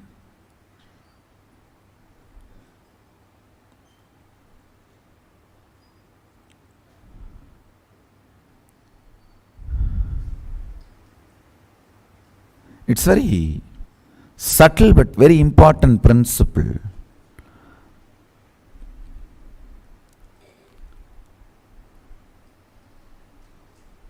There is a statement by a great Siddha in Tamil. It has become proverb also. Vayil thangadadu vayittril thangum. Anything you don't chew well will become fat in your body, stomach. When you eat, if you don't chew well, if it doesn't stay in your mouth for a long time, it will stay in your stomach for a long time. Means it will become a fat, belly fat. You don't understand there is no teeth in the stomach. You forget. There is only teeth in the mouth. So if you don't grind here, there is no grinder here. No, you are not understanding. Understand? If you think, no, that acid is there, that will disintegrate, then more acid need to be released. So because of that, more acidity and more gas. Gas and acidity is because the food does not stay in the mouth for a long time. It remains as big particles. So for that to disintegrate, more acid need to be released. Naturally, that more acid creates acidity and gas. If you want to get out of acidity and gas, a very simple practice. Take a needle and start eating only through needle. No, really. There will not be acidity or gas. Just do this for 3 days. Just 3 days. It is equivalent to Nirahara Samyama. Eat through the needle. It is equivalent to Nirahara Samyama. All your gas, acidity, everything will disappear in 3 days. Because the food will stay in the mouth. then it does not need to stay in the stomach. Your system does not need to release large quantity of acids to disintegrate the food.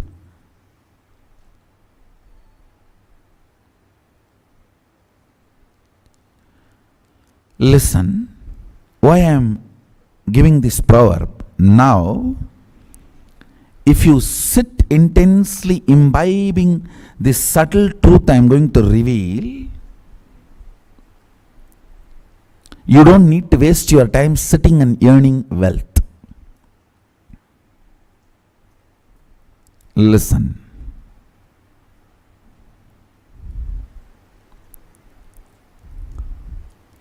I'll give you only simple logic. Whenever you are excited, inspired, you make many beautiful, life positive, powerful cognitions. It's like when you are in love, the commitments you give. After that you suffer, that is different.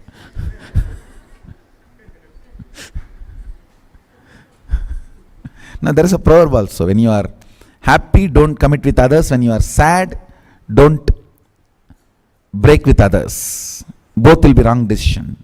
I tell you, when you are happy, give more commitments to you. When you are sad, do more breakup with you.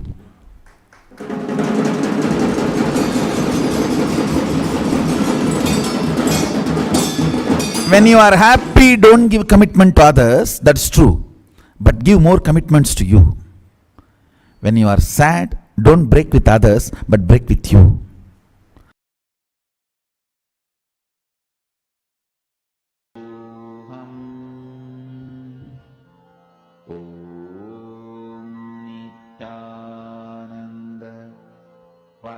Paramashivoham.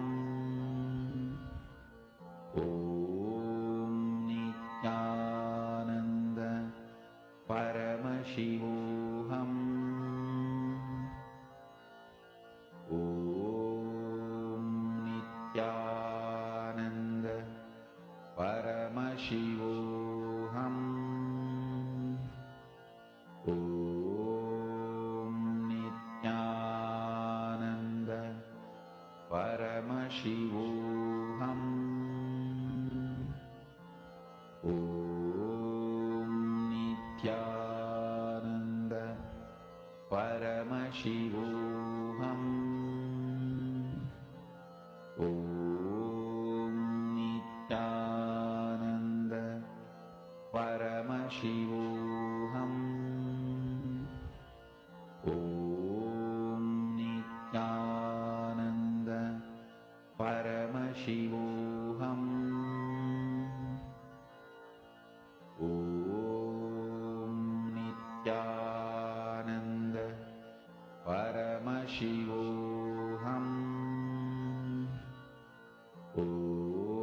Om Nityananda Paramashivoham. Om Nityananda Paramashivoham. Om Nityananda Paramashivoham. Om Nityananda Paramashivoham. Om Nityananda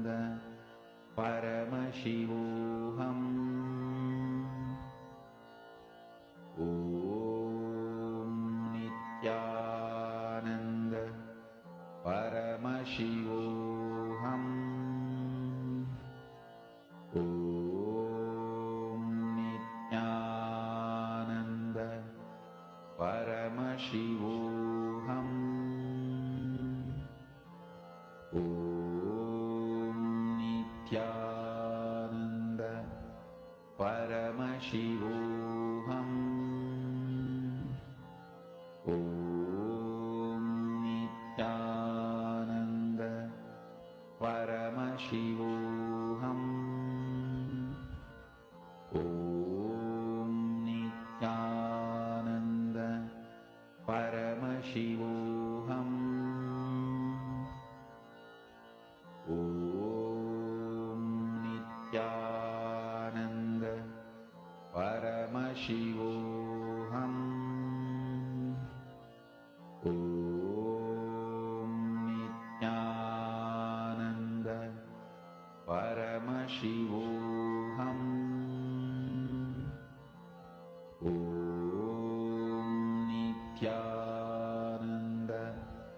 Paramashivoham.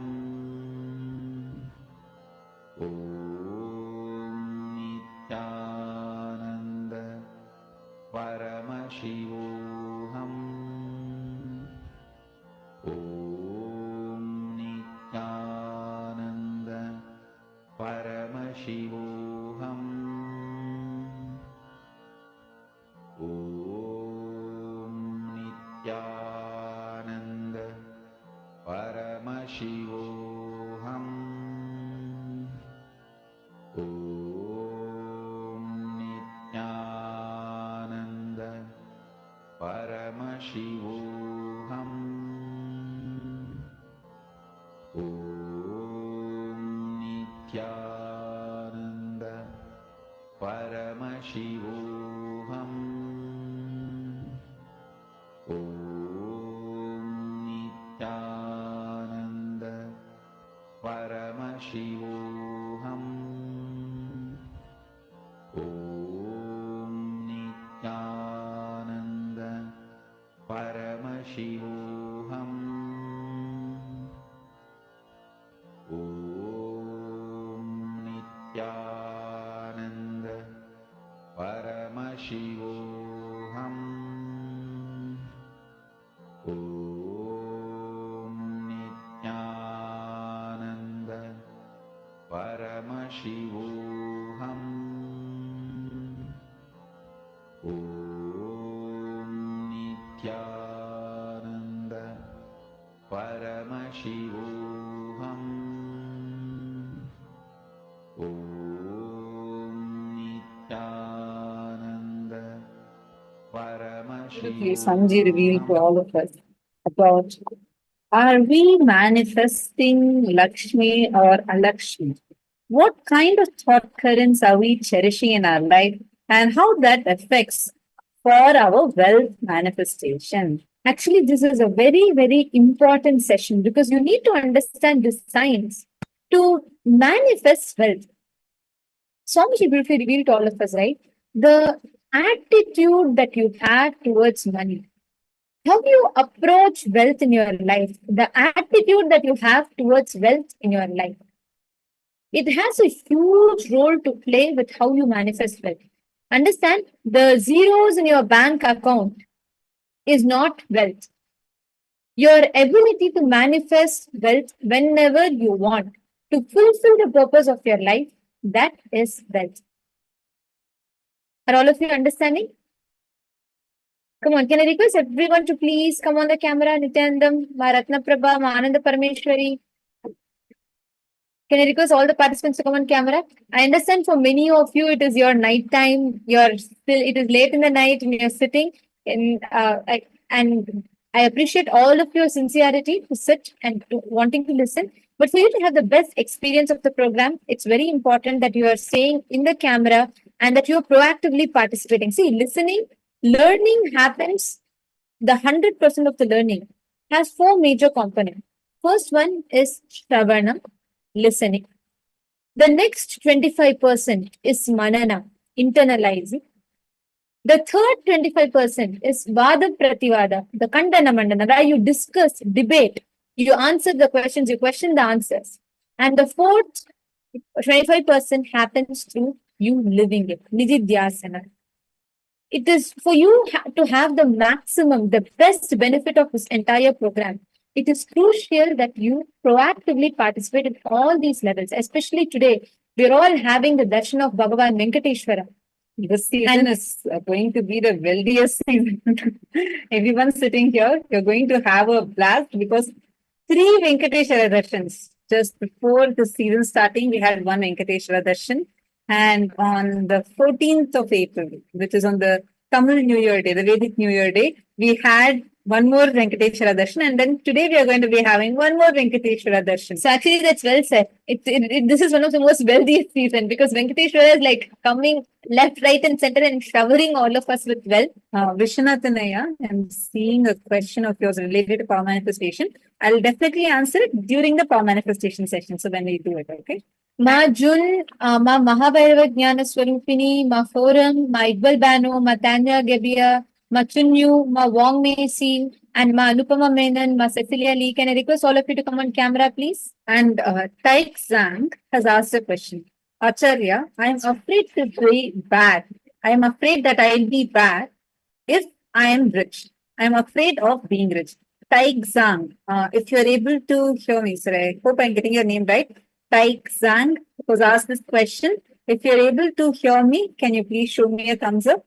If you're listening to the session, Taik Zhang, please show me a thumbs up.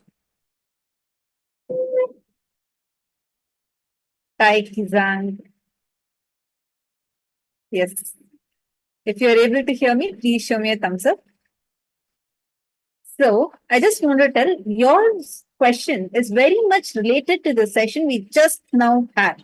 Will definitely help you because understand the cognitions we carry matters a lot when it comes to the wealth manifestation. Understand the cognition, this incompletion you are carrying, saying, oh my God, if I become rich, what if I become bad? I have seen rich people, I've seen them being bad, I've seen them be like this, seen them be like that. What if I become like that? Because of that, I'm afraid to manifest wealth. Now, there are a few myths that are associated with this cognition itself. First thing, wealth and a person's behavior. See, there are so many wealthy people. Not all wealthy people are bad. So many poor people. Not all poor people are good. Poverty being given a very sacredness. The poverty that people have, society to keep you under control, shows as if being poor is so great. It is so sacred. It's a spiritual practice. No. Swamiji is very clearly told, unless it's a conscious choice. See, some people consciously decide, I am not going to need any money. I will not touch money. Like, for example, Swamiji, he does not touch money. Only whatever devotees offer to Swamiji out of gratitude. Only those things Swamiji has. Swamiji does not touch money except for giving it as a, for temples or for deities, like only for those Swamiji touches. Except for giving it to any temple or temple priest. Swamiji does not touch money. See, that is a conscious choice you take. That is different. But otherwise, this is a myth that society has put inside of us and kept inside of us. Atmajyotikanandaya, are you understanding? First and foremost, you need to cognize and understand. Wealth manifestation is not wrong. The consciousness, the intense, powerful consciousness you carry reflects as wealth outside. Whoever is consciously rich, simply Lakshmi just flows through you and manifests. She showers upon you. Wealth is not just about money that you have. The excitement, the enthusiasm that you carry towards life, the activism you carry towards life. For example, let's say you're running a dance school. Now, you want to, in your dance school, you want to earn through the dance school. But then you also have seen probably your seniors, there are like some other competitor of yours. They're earning, but they're not really giving the proper quality. And you're seeing some things that they're doing, which you feel like, no, this is wrong. They're cutting corners and they're being a bad person itself. And people are all like, not liking that person. And you're afraid of becoming like that person. Now, you need to first cognize clearly, well, is not the reason why the person is behaving like that. The root pattern that people carry is the reason that makes a person behave the way they behave. Inside of you, when you are established on completion, Atmajyotikanandaya, are you understanding? Atmajyotikaya, if you're understanding, just show me a thumbs up. I just want to ensure that you're understanding what I'm saying. Atmajyotikanandaya, if you're understanding, please show me a thumbs up. See, the wealth that you are having with you is an extension of you. The consciousness you are carrying determines what kind of wealth you are manifesting outside you. This is the first thing. Second, not all rich people are bad, and not all poor people are good. Poverty, being given the tag of sacredness, is a way that society is using to control us. That is why it's too important to have the right cognitions towards wealth, right cognition towards this wealth manifestation. Are you understanding?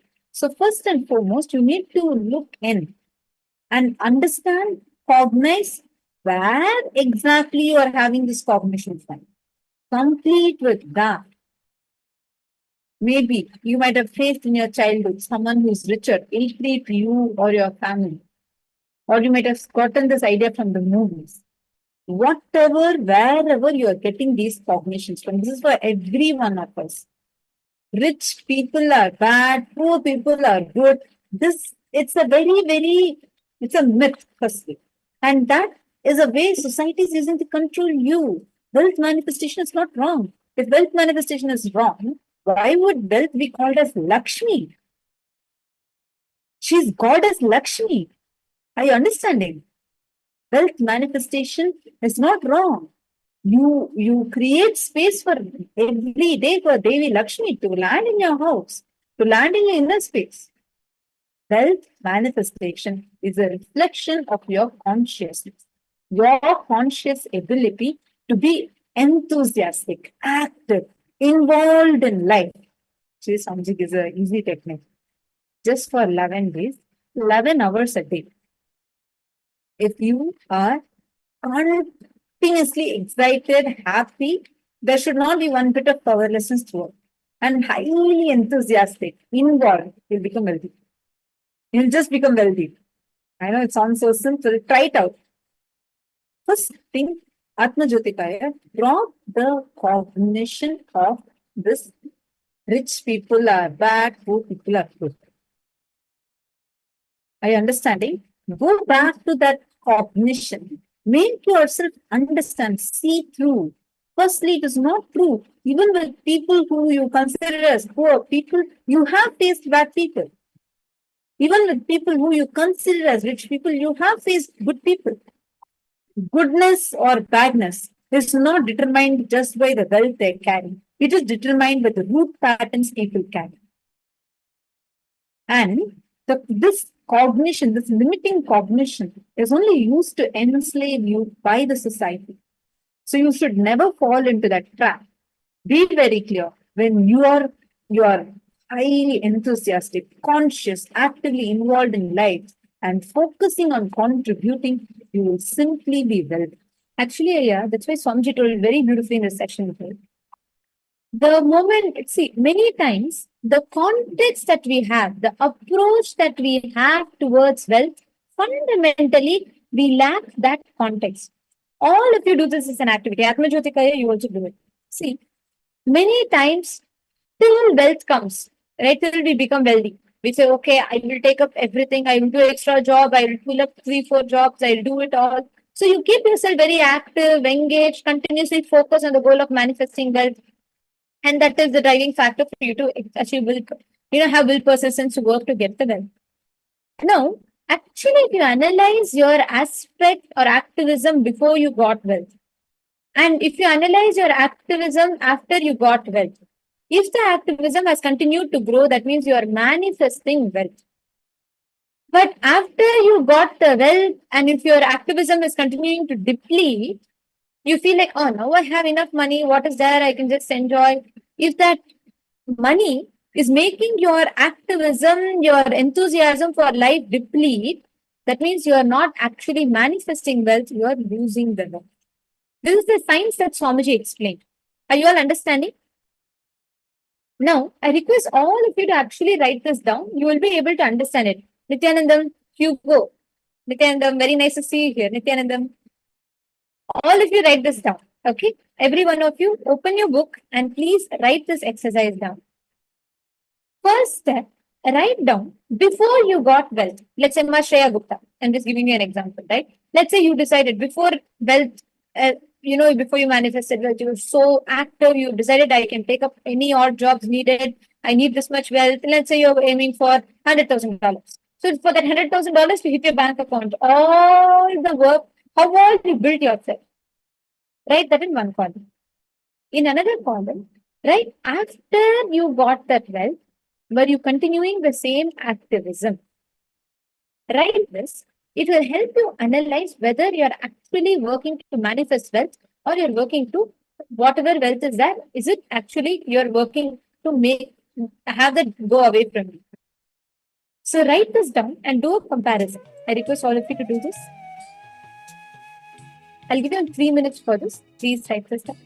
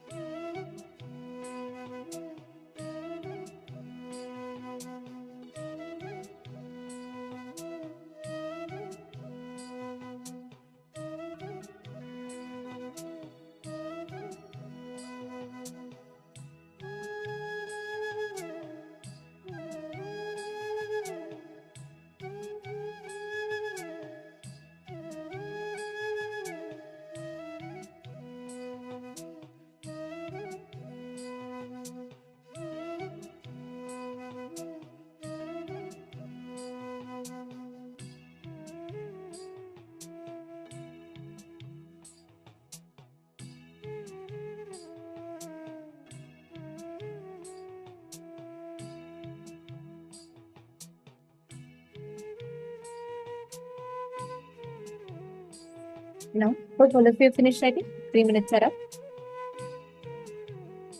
Now, let us all enter into the next step of this process. In each of the ways, look in and identify after the wealth came, after that wealth was added, after that abundance entered into your life, how many hours were you actually awake, alive, and making decisions? How many hours were you actively participating? Compare both. And now, look into the idea, hope about the fortune and collapsing about the fortune. What is the exact fear or what is the idea that you have inside you? See, when you're having hope about your fortune, what kind of wealth, what kind of thought currents do you cherish inside you? Listen very carefully. Actually, all of you do this. It will help you a lot in terms of understanding about how your cognitions function inside of you and how that determines whether you manifest wealth or not. It's a very, very important exercise actually. Many times when you know actually you're going to get money, right? Let's say you're very clear, oh, month end is coming, I'm going to get the salary now, and you're all up, hyped up and happy. So you feel like, all the ideas that you cherish, what are all the ways that you cherish? You feel like you have a possibility of wealth coming in, right? So actually looking, what are the kind of ideas you cherish? Many times you plan for creating more. You plan for something nice. You plan for more expansion with it.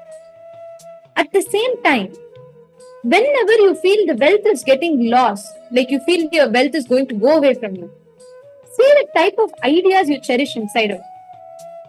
Are all of you understanding? Is there any question any of you have in this? It's very important for you to analyze these two. Can you all write this down? Ma Kalahantrika, do you understand, ma? Ma Ratnaprabha, are you understanding? Do any of you have any questions pertaining to this? Look in, identify and clearly write down.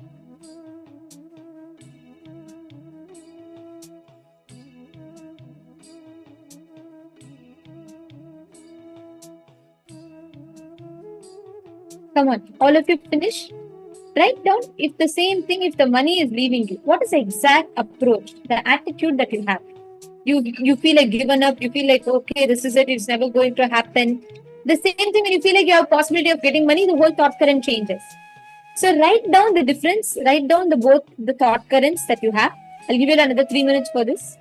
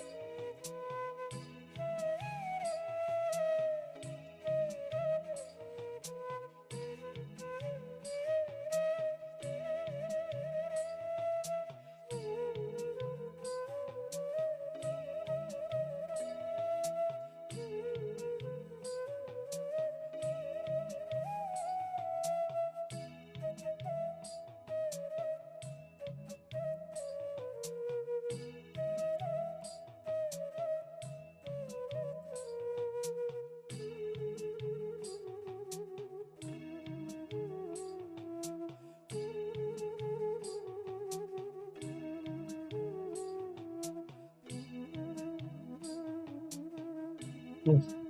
I hope now all of you have finished writing. How many of you are understanding the attitude you have towards wealth actually matters? Any of you have any questions? Feel free to ask. What kind of thought current needs to be cherished? Vishwanathanaya is asking. Okay. The powerful cognitions that you are having. For example, if you say, like for example, let us say that till now you are having an incompletion. Let's take the example that Atmajyotikananda had shared, where he had posted saying that he has this cognition because of constantly, like, so he has this cognition. Basically, if he becomes rich, he may become a bad person. Right. Now, what's the right cognition to cherish? It is wealth is your own extension, and only your cognition about you and the context you're having for wealth is going to determine whether you're going to be a good person or a bad person. It's not that wealth itself is wrong. The context, cognition, the relationship you have with it. So not just like this, just keep replacing everything for you to decide. Okay, now this is what is the cognition I was having till now. Now I'm going to create my cognition with this. Are you understanding?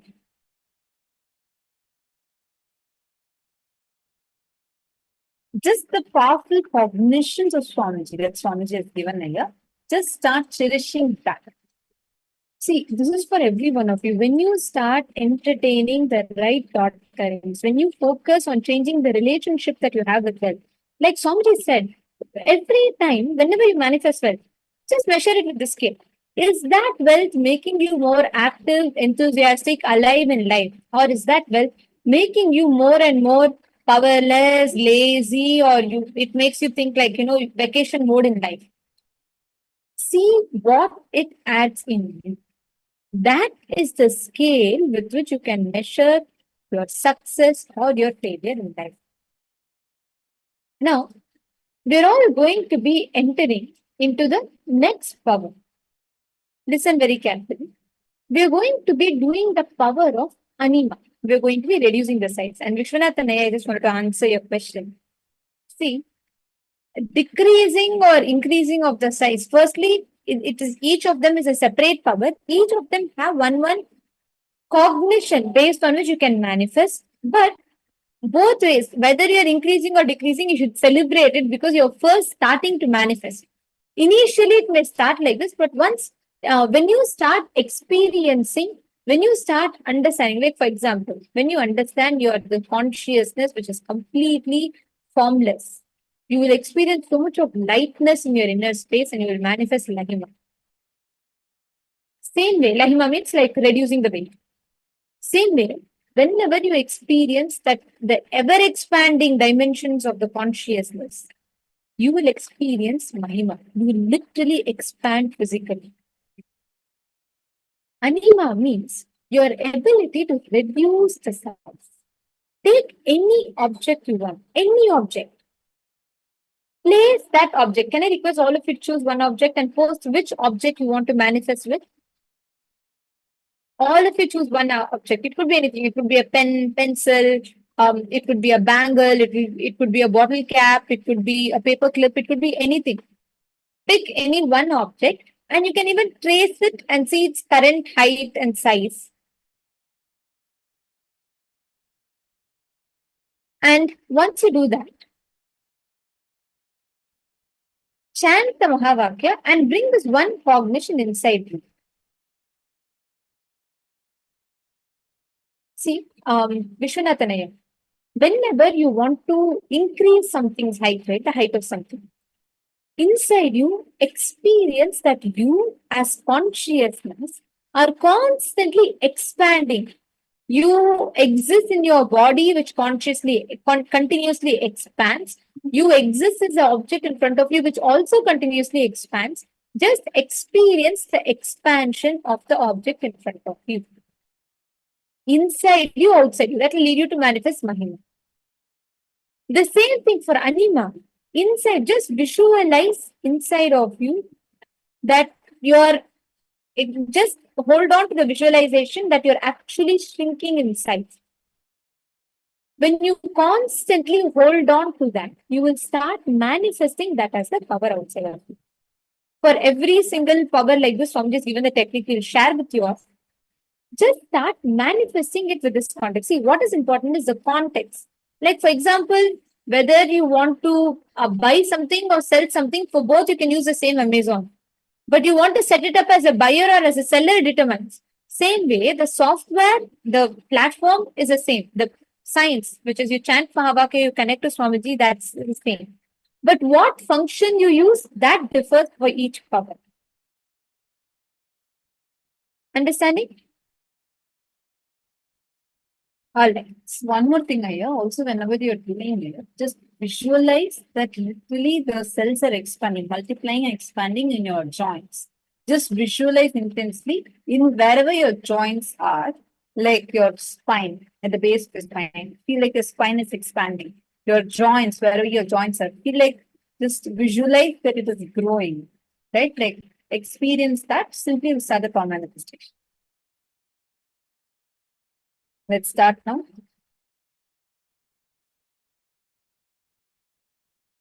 All of you sit straight. Chant the Mahavakya. Please start. Sit right now. And whenever you're manifesting powers, do not forget, always sit straight. Your posture really matters. Sit straight and actually you'll experience the Kundalini getting awakened inside of you and you'll be able to start manifesting. Chant the Mahavakya. Paramashivoham Om Nityananda Paramashivoham Om Nityananda Paramashivoham Om Nityananda Paramashivoham Om Nityananda Paramashivoham Om Nityananda Paramashivoham Om Nityananda Paramashivoham Om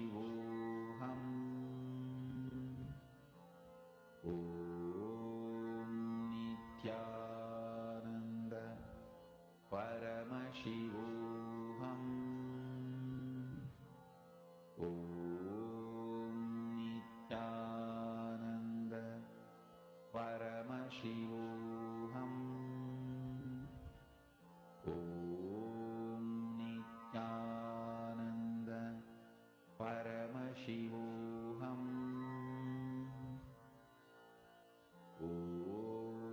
Om Nityananda Paramashivoham Om Nityananda Paramashivoham Om Nityananda Paramashivoham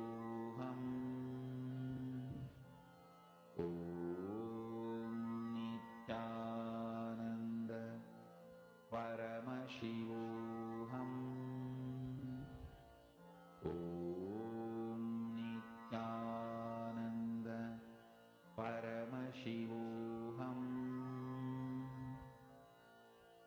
Om Nityananda Paramashivoham Om Nityananda Paramashivoham Om Nityananda Paramashivoham